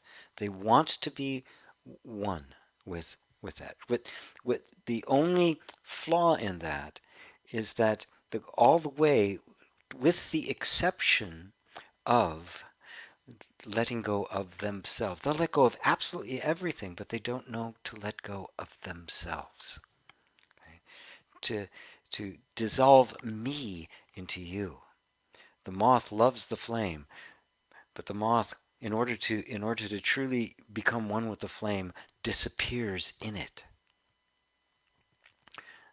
Our devotion disappears into God. But at every step along the way, when I say God, I simply mean the ultimate, the absolute. I use the term sometimes, sometimes I don't. When I talk about consciousness, that stuff, it can sound a little clinical, right? We talk about God, it sounds a little bit maybe too religious. People are kind of away from that. But it really is the same thing. We're talking about the I am, self-aware existence. And that sense of I am is the very I am you experience every time you turn within and feel the sense I am. That is God, right? And that is love, and that is light, and it is truth. And that is the light you call in. And calling in that light, to whatever degree anybody understands that, is effective, is powerful. And even if there's no understanding of it, right? If it's seen to be completely like this other, if the heart is open and totally devoted to the to the benefit of all, it too calls in the power. So remember, it is love, it is truth that is moving us, not the other way around. And it moves within us to the degree that we allow it. And that degree is completely dependent on our conditioning and how we think of ourselves and where we are on the spiritual path. But whether it be somebody just very slightly praying for help, or somebody who's raising the dead, it is the same power that is impelling them. There's no difference between it. It is the same authority behind it. It's just in some areas, it's more transparent than in others, but the power that's moving it is the same. If you realize that, you see every prayer is answered, right? Right? If we want to see that every prayer is answered, we let go of what we think that answer should be. That's the surrender of the devotional path, right? Pray for what you want, and then completely let go of it, right? And accept what comes as the answer to the prayer. Yeah. If you accept what comes as the answer, you see every prayer is always answered. But it does. But we have to mature to the point where we can actually see it, right? As I quoted earlier, when Christ said, "The kingdom of heaven is spread upon the earth, but the people don't see it." The highest prayer would be, "Lord, dissolve my ego and replace me with you. Let me see the truth." That's a prayer that God is a sucker for. I mean, he can't say no. She can't say no. He said, "Oh, okay. I mean, just, just can't say. Just total sucker for that. Um, so, I mean, I love that. I love that subject because, a lot of the teaching of non-duality can come across very sterile, very clinical, right? Um, and leave people quite cold. And I tend to kind of I really like the Sufi approach more. If you listen to the Sufi masters, it's deeply, precisely um, non-dual, but at the same time, it's just rich in this in religious sentiment, right? I see people get into non-dual thing, and they kind of deny the whole, like it's not this emotional thing. For me, it's always been very emotional. I mean, just I find myself crying at times. All sorts of things came up as this, especially early on. So a lot of stuff was going on. So I refer to it as the religious sentiment. You know, prayer without non-dual inquiry becomes very constrained and can even fall into ignorance and even becomes selfish. But prayer with love, even without the non-dual, it will become is powerful. The non-dual without love will become cold. Wisdom and compassion are one. The most famous of all of the goddesses of the East is Kanon. Appears in every single Asian culture. Kanzeon, Kanon, Kuan Yin, Kwanum, and she is the goddess of both wisdom and compassion. And she's actually the goddess coming from Avalokiteshvara, who is a bodhisattva of the Buddha. It's a beautiful story, but you get the picture. In Chinese, the symbol for heart and the symbol for mind are the same symbol. We've divided them up and turned it into the intellect, into the feeling, and as a result, we've made intellect cold and we've made feeling sentimental. Right? You put them together, and you have power, real power, but not an abusive power, not a controlling power. Right? The unmovable power of the love that is truth. So hope that answers it for you, Cheryl. Linus, Linus says, the art of not thinking while you're thinking. Yes, it's recognizing that thinking is happening, but there's no thinker. You're not the thinker. You're just watching thinking happen. Like you watch the wind blow. Are you the wind blower? No, you're just watching it. It's only our ignorance that makes us think that thoughts going by is any different than the wind going by. Oh, these are my thoughts. Like, I mean, you wouldn't say it's my wind. Oh, my wind's going by. How do I stop the wind? Oh, God, this wind is so annoying. My wind, I got to stop my wind. You're not the winder. You're not the blower, right? Thoughts are no different. They're not your thoughts. None of them are. So the art of not thinking really means the art of recognizing that thinking is just happening, like every other happening in the universe, like the sun shining, or the clouds passing by, or grass growing. Right? There's not really thinking; it's really just the flow of thoughts.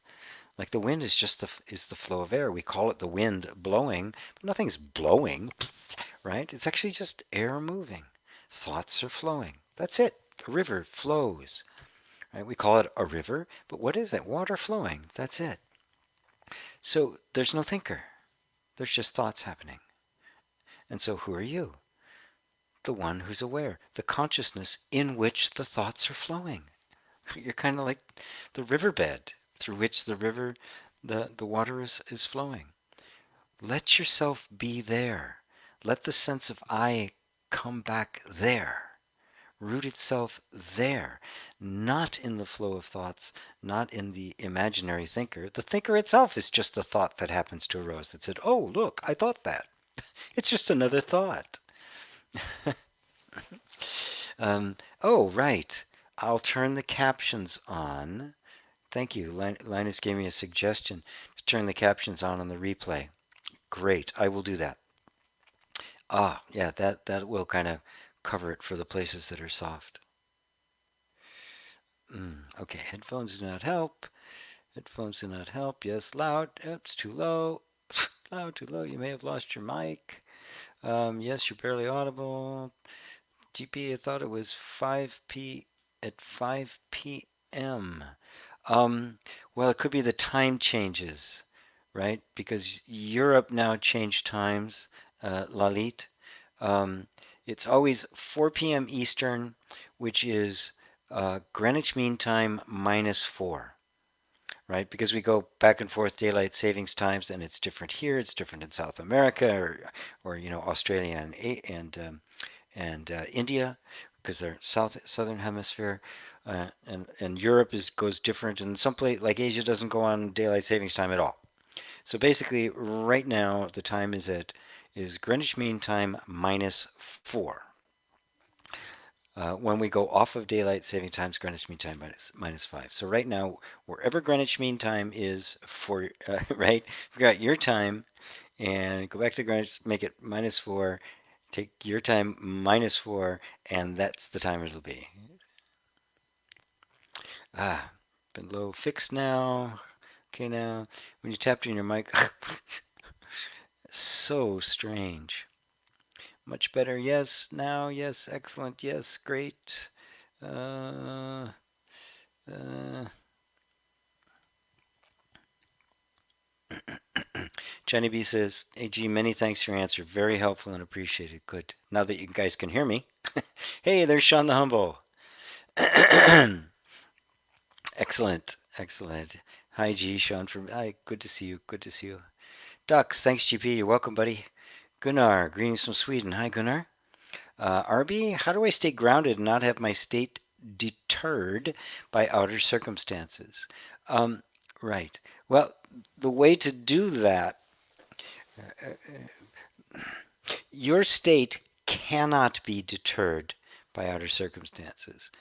Nothing external can control you. Only you can do that. If you believe the circumstances affect your state will be affected in exactly the way you outline. Not because the circumstances are doing it, but because your belief in the circumstances is doing it. Your belief creates it, not the circumstances. The greatest salesman in the world can't sell you if you don't buy. This is the thing to grasp, right? How do I stay grounded? Okay. There's the circumstance, and then there's you that sees the circumstance, right? So you're there. You're grounded, right? You should say you're grounded. Now a circumstance happens, right? Boom. Circumstance happens, and you say, I now get ungrounded. Well, what does that ungrounded mean? When you say I'm not grounded, it gets deterred, right? Grounded, I'm assuming it's the sense of calm presence, you're aware. Something happens, and all of a sudden, that sense of being grounded or present or peaceful goes away, right? Did circumstance cause that? Is there some about that circumstance that made that happen? Here's what actually happened, right? In between the circumstance and you, something else arose so quickly and so subtly that you didn't notice it because you've never just stopped and run this thing in slow motion to look at it to see what actually happened. What happened was a circumstance took place. A conditioned response to that circumstance took place.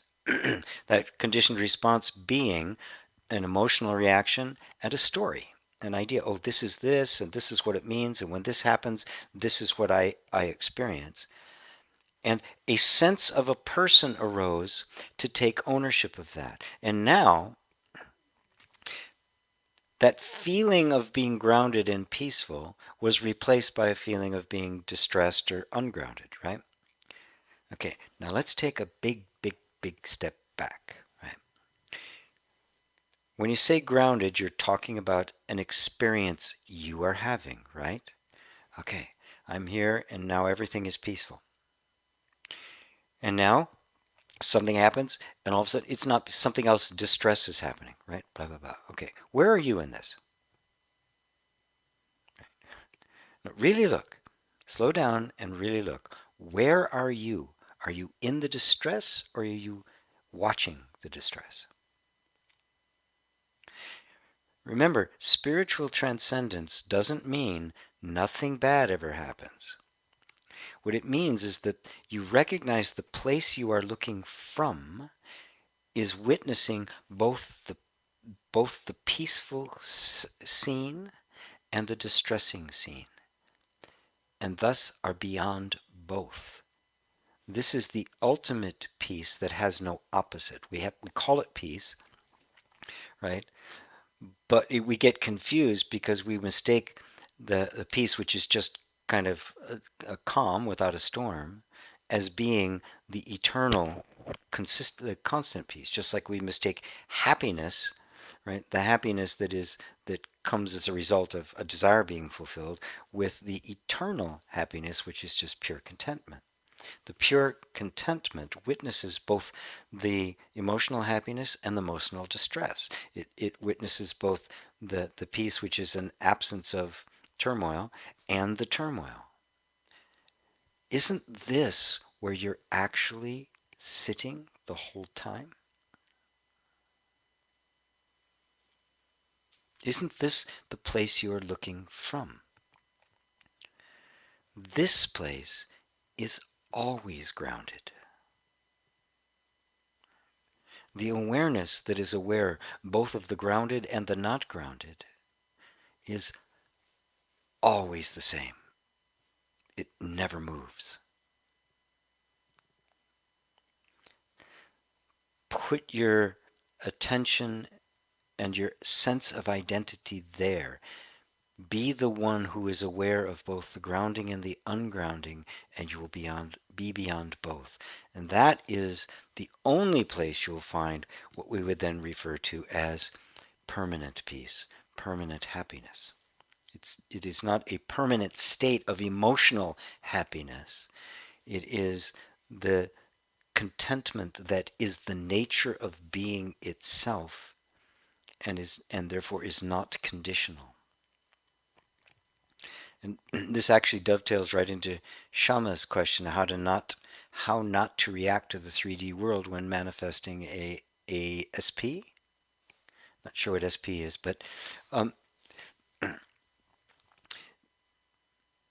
know who you are. Know where you are sitting. That the reaction to this 3D world is being witnessed by something far more deep and subtle. That the reaction is part of the 3D world. That's not, there's the 3D world and then you reacting. Right? That reaction is also part of that world, isn't it? Of course it is. Everything works like that. Everything is action and reaction. Without the action and reaction, there is no 3D world. That's all it is the yin yang. Where are you? Right? Shama and Arbi, where are you in this picture? Are you in the 3D world? Are you in the reaction? See, this idea that spirituality is supposed to be get rid of all reactions, right? It isn't true. You find the place from which all the reactions are being witnessed, and that never reacts. It's never moved. Just be like the most severe storm passes through the sky, but the sky has been untouched the entire time. My hand is moving through space right now. Is space being disturbed by it? No, it's not even leaving a trace. It's completely untouched by all of it. You are that. You are not someone trying to get rid of reactions or someone trying to hold on to being grounded. Okay? You're not even the someone trying to manifest something. You're not any of those at all. All of those are thoughts, emotions, and sensations that have appeared to you. Those thoughts, emotions, and sensations make up what we call the 3D world. But that's all they are, is the manifest consciousness, the things happening in consciousness, right? Like waves on the ocean. But be in the depths of the ocean. Recognize that that's where you are. You don't have to get there, right? You don't have to become grounded. You're already there. It's the place from which you are seeing it. You're just believing this thought that says it's some kind of state I have to attain to. It's just a thought. You don't have to attain to it. And really look. Really look. You're already there. You never left there. It's always been the place from which you've been seeing this. This is the great realization. This is why people can say, oh, it's always been like this. Nothing changed, and everything changed. It was simply the way I was seeing it. I was believing myself to be separate from it, to be dependent on it, that these reactions were my reactions rather than just the, the normal fluctuations and vibrations that take place, that if they didn't take place, there'd be no life. This is the nature of life, this contrast, the yin yang. But you are not the yin or the yang. You are the space in which yin yang appears. Jay says, so thank you, both you guys. I hope that answered it for you. And Parola, hi from Sao Paulo. Good to see you. Jay, what you explained to Starlight about the external is mentioned in the 9th chapter of the Gita. Arjuna was stunned by Krishna's true form. He saw the whole world in him, every head, arms, did you recur? Legs, all elements, all activities, etc. Yes. Yeah, the Gita is very is beautiful. The Bhagavad Gita, if nobody's familiar with that, the story of of of Krishna. But even that, what he showed him, was only as far as Arjuna could see, because he reluctantly showed it to him, because Arjuna could not see his true formlessness. And this has led some people to think that the absolute reality, has a particular form, right? And that form is Krishna. That the Hare Krishna believe that, right? Their personal God is Krishna, whereas the Krishna, a lot of the Krishnas, their personal God is Jesus. They think that is the actual form of God. It's not really true.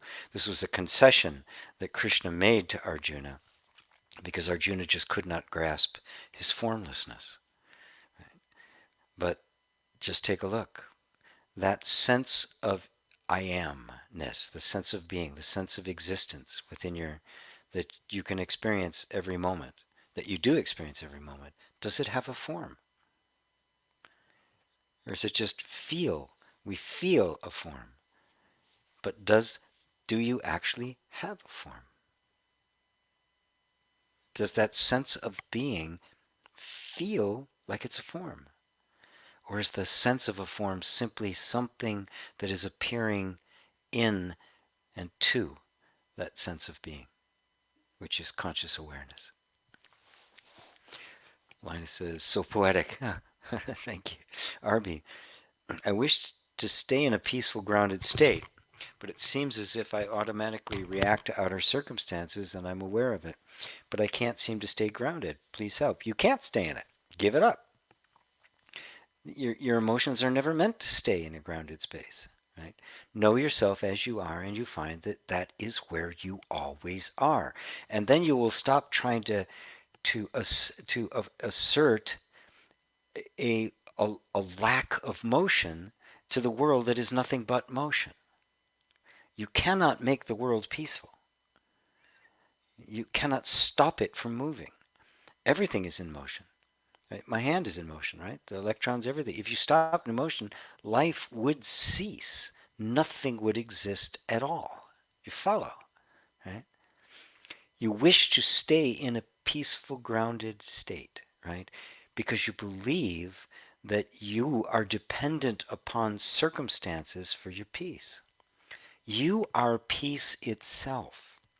Stand back. Look. Is the place from which the disturbances are being viewed. Is that disturbed? Really look.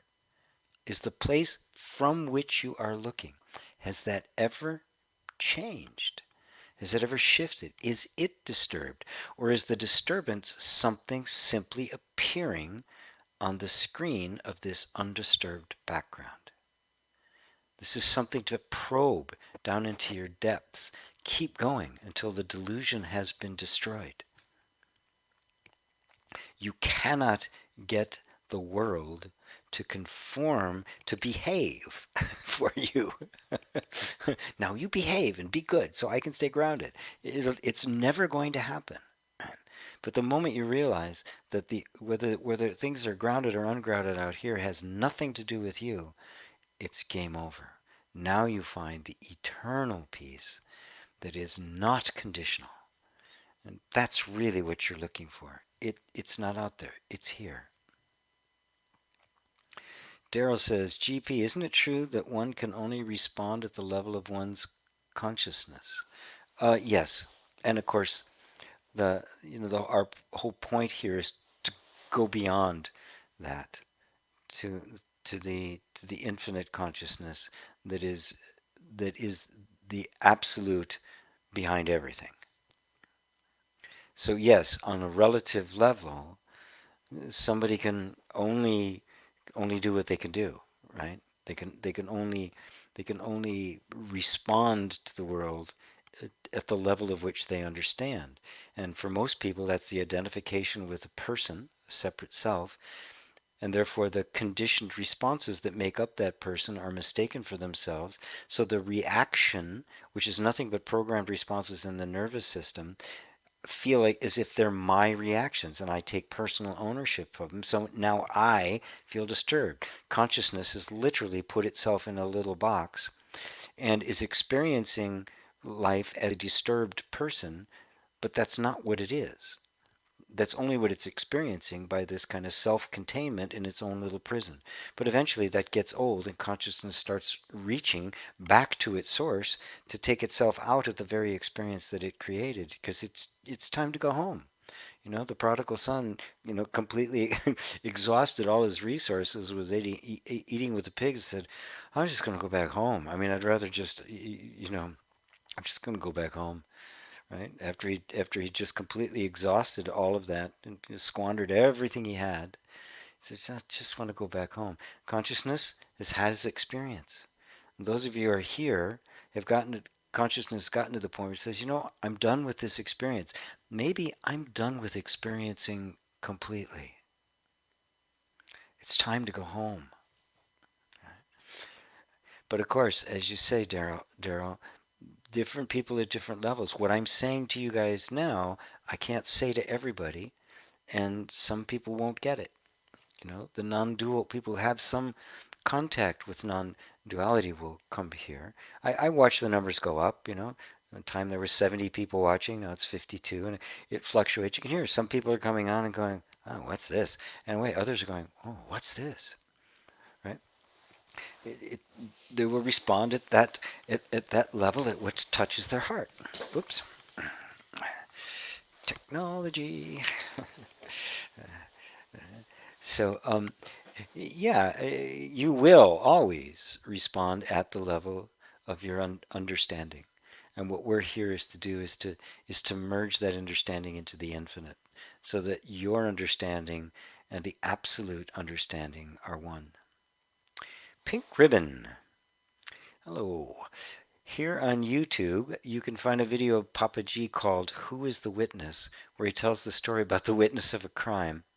When asked to tell what he saw, he replies, the one who has seen, the witness, speaks not. The one who speaks, the mind, sees not. This tells a lot about some non-dual teachers who pretend to know the truth. The one who knows does not speak. The one who speaks does not know. Because the moment he speaks from the point of mind.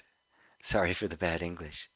Um, yes, but also the one who does know speaks through consciousness. The absolute knower does not speak, just knows. But that knowing manifests itself as wisdom speaking.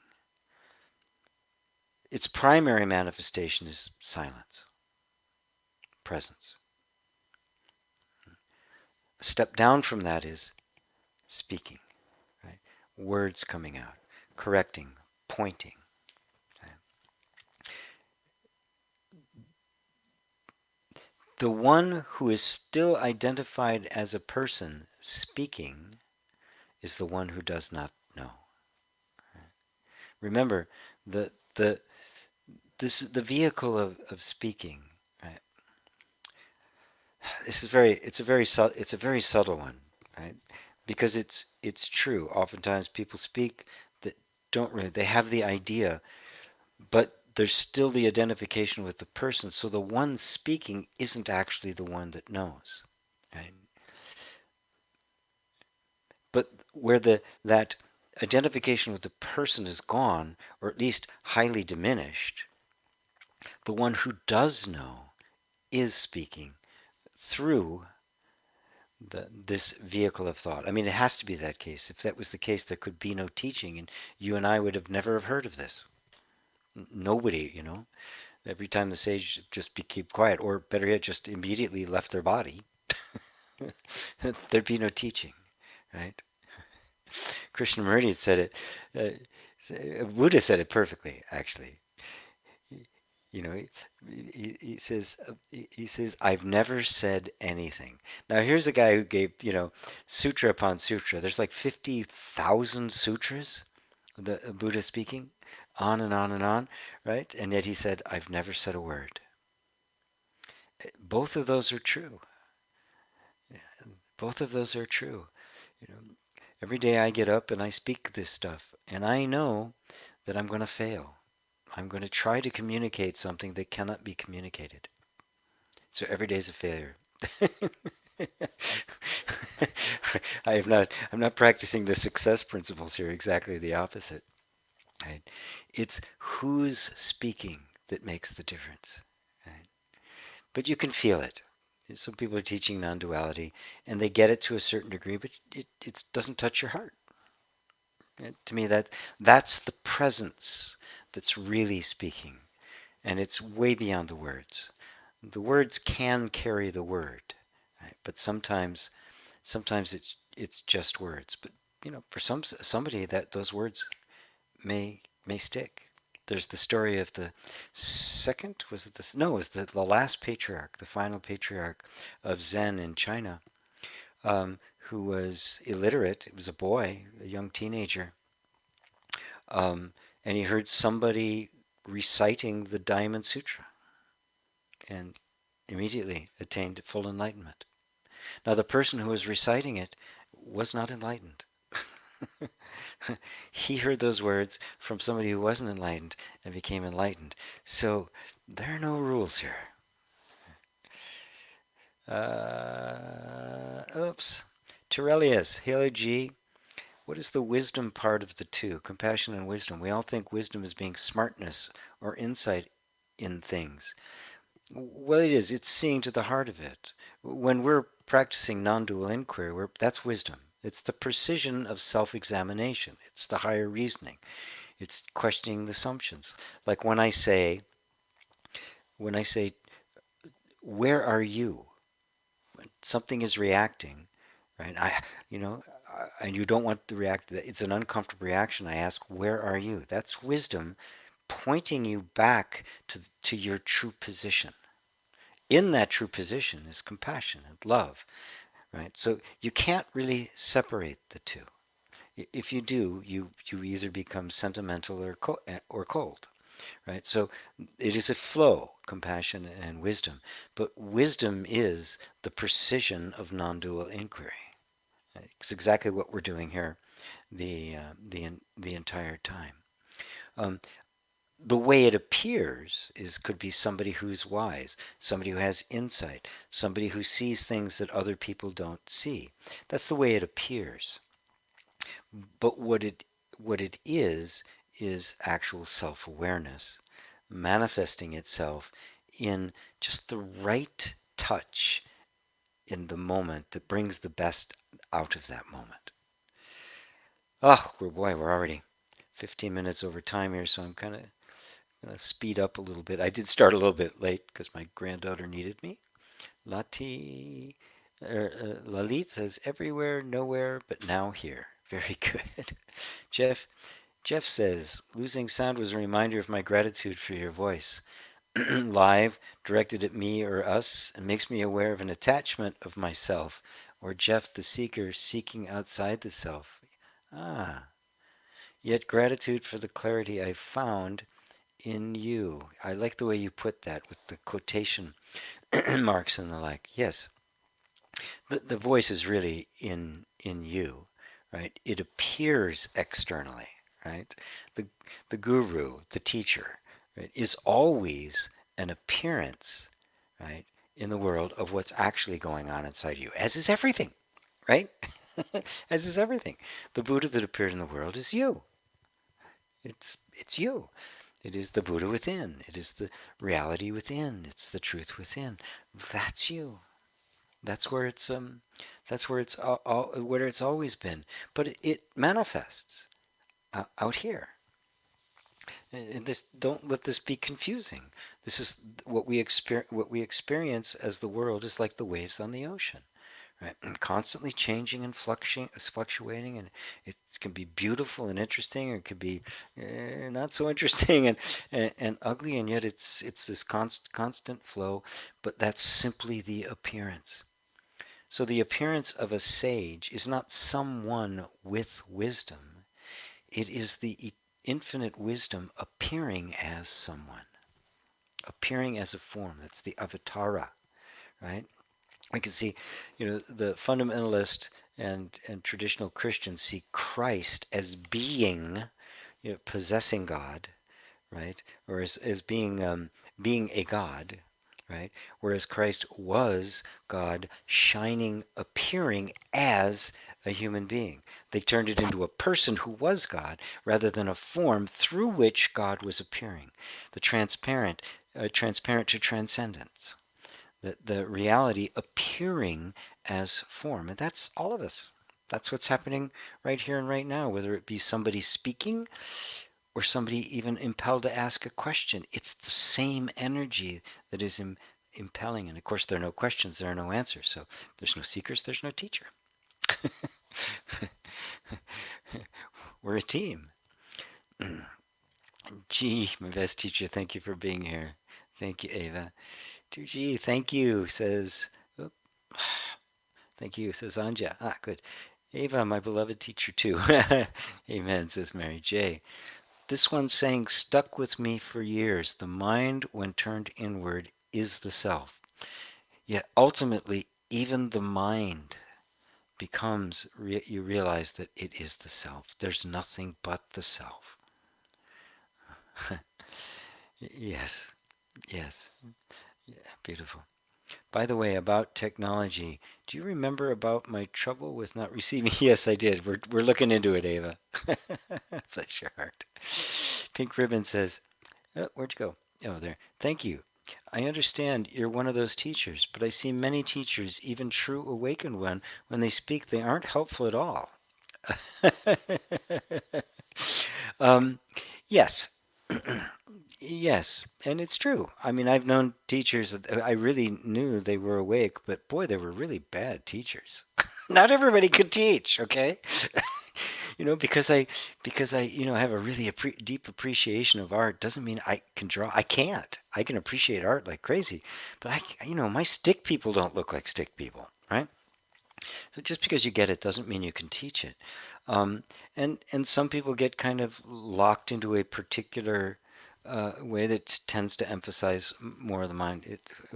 Whatever, For like I said, you will get from wherever you are led. You will get what you need. That's guaranteed, because you're not actually getting it from them or me or any teacher. You're getting it from the self itself, because it's who you are. Maybe it's just maybe he's a great teacher to others. Yeah, we don't need to judge, do we? Right? What works for you? What are you drawn to?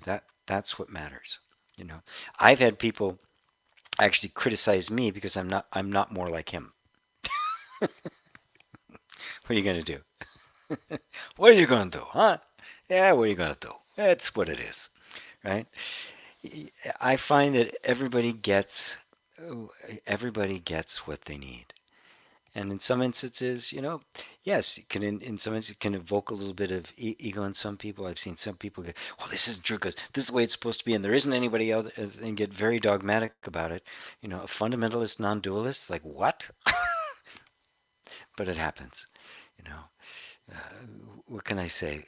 Love, love, love, and more love. When your heart is touched, that's where you go, right? And so, thank you, Pink Ribbon.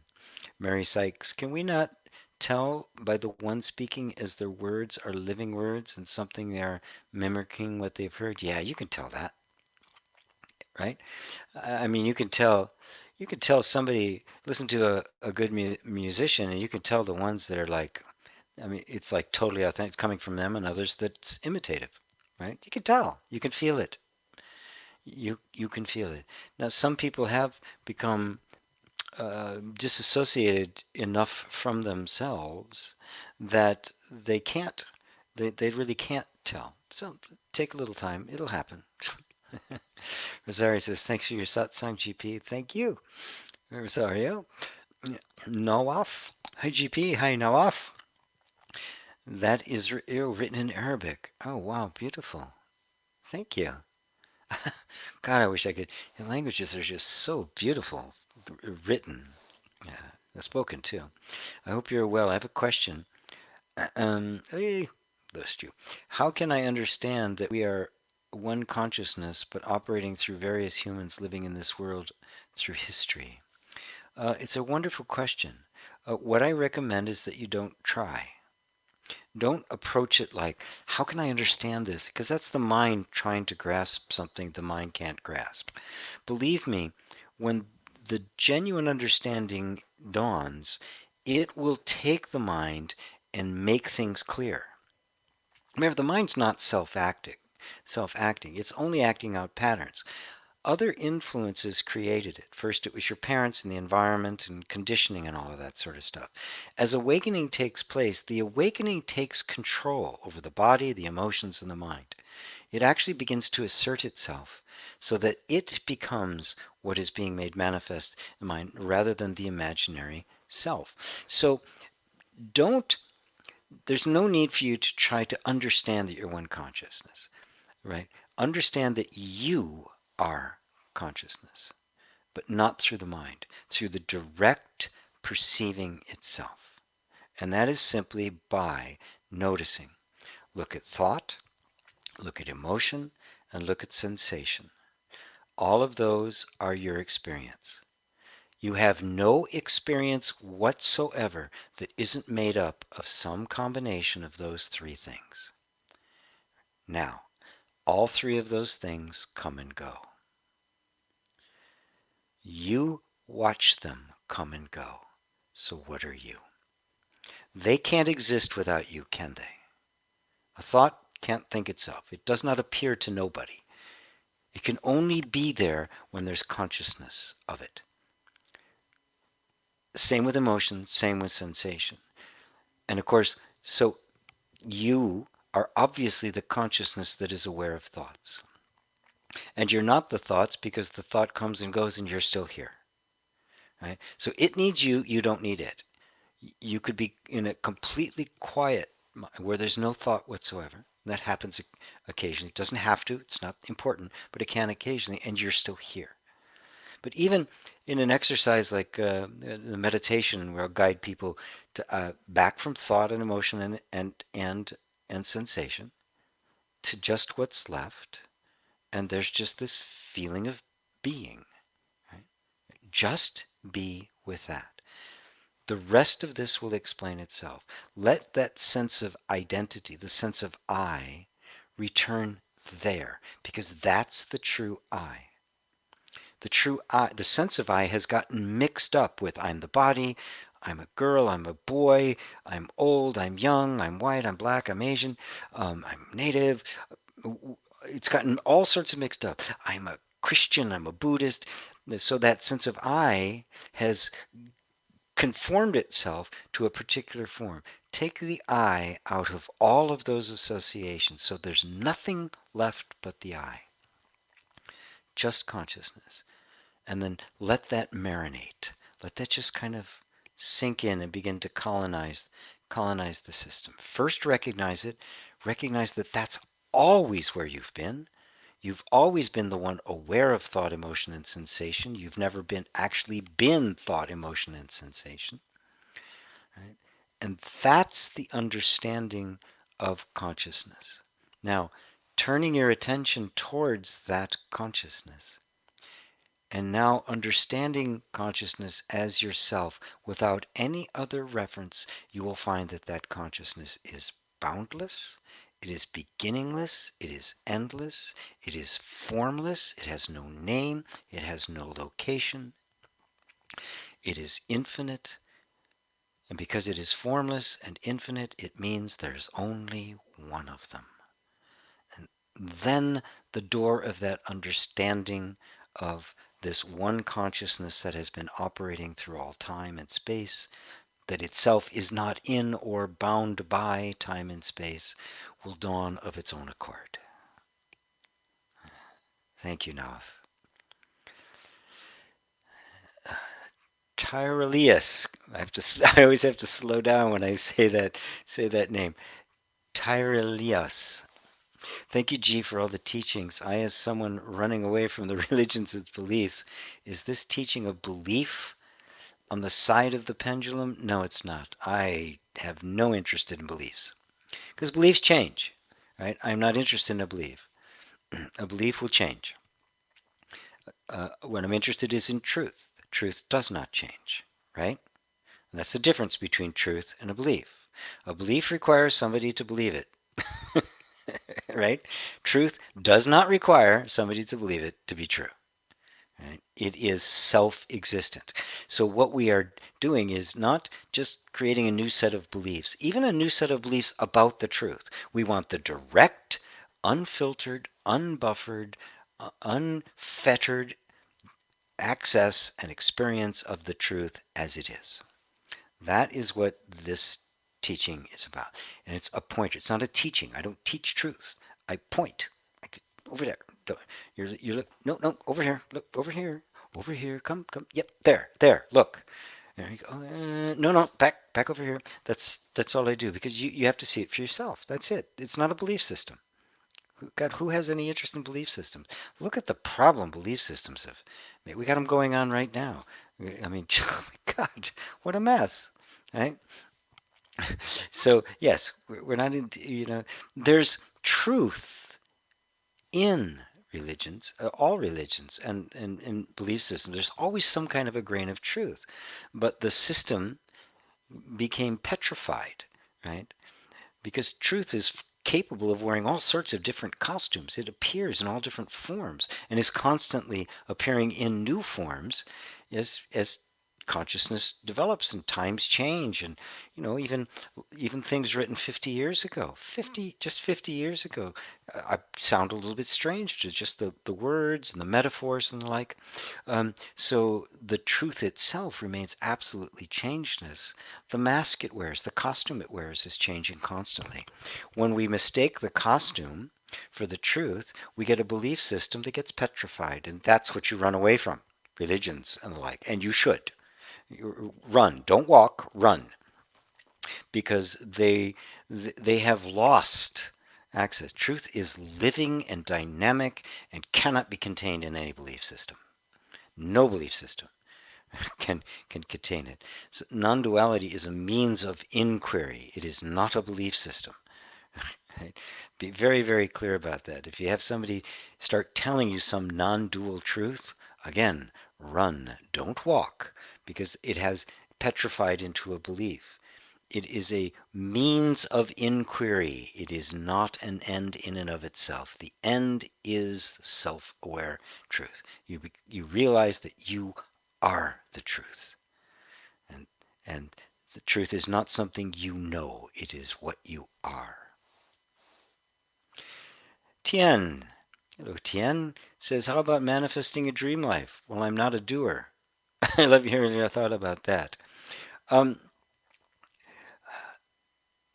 Who's trying to manifest the dream life? Tell me who you are. When people say, I want my dream life, I go, okay. And people can describe in great detail their dream life, what it's going to look like, who they're going to be with, money they're making, the things they're doing. They can describe it beautifully, right? And then I ask them, okay, great. You're describing your dream. You must must be crystal clear as to who you are. Who are you?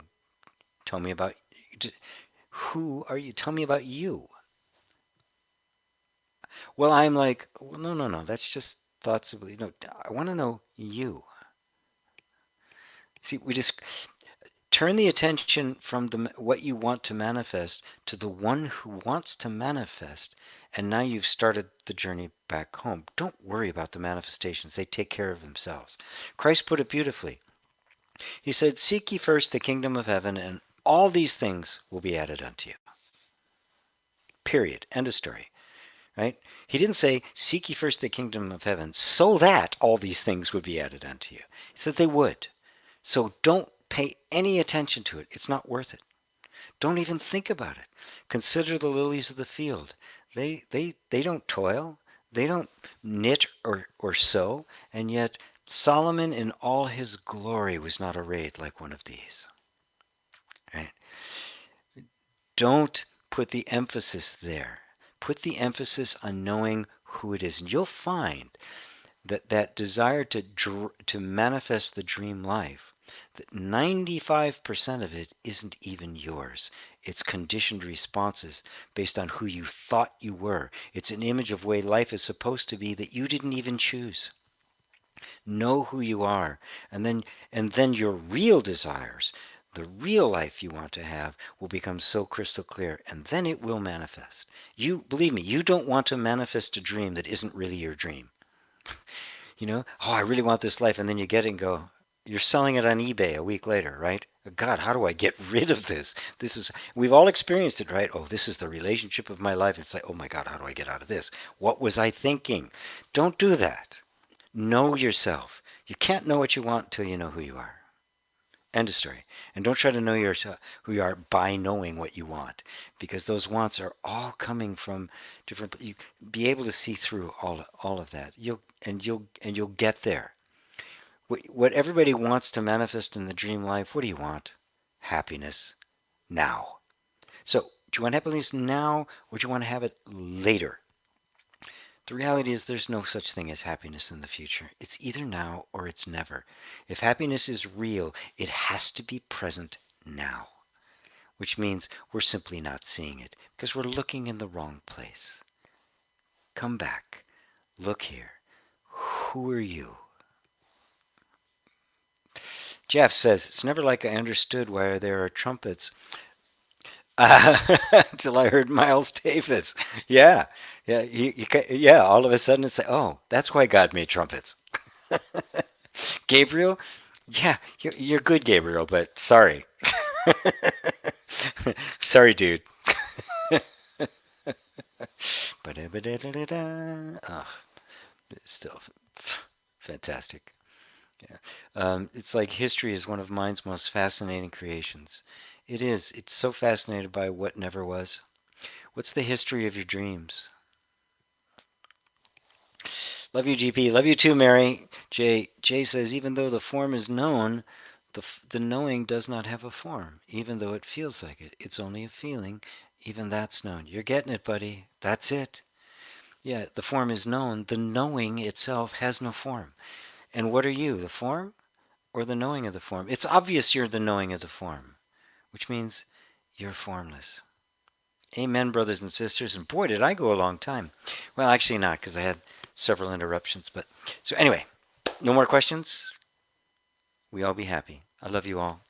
Thank you all for being here. Thank you all for joining me. This is so much fun. Do like and share. Do like and share. And actually, maybe donate now too, because I think I got to get some new equipment. I'm going to have to come in a little bit of a windfall. Anyway, I love you all. Namaste.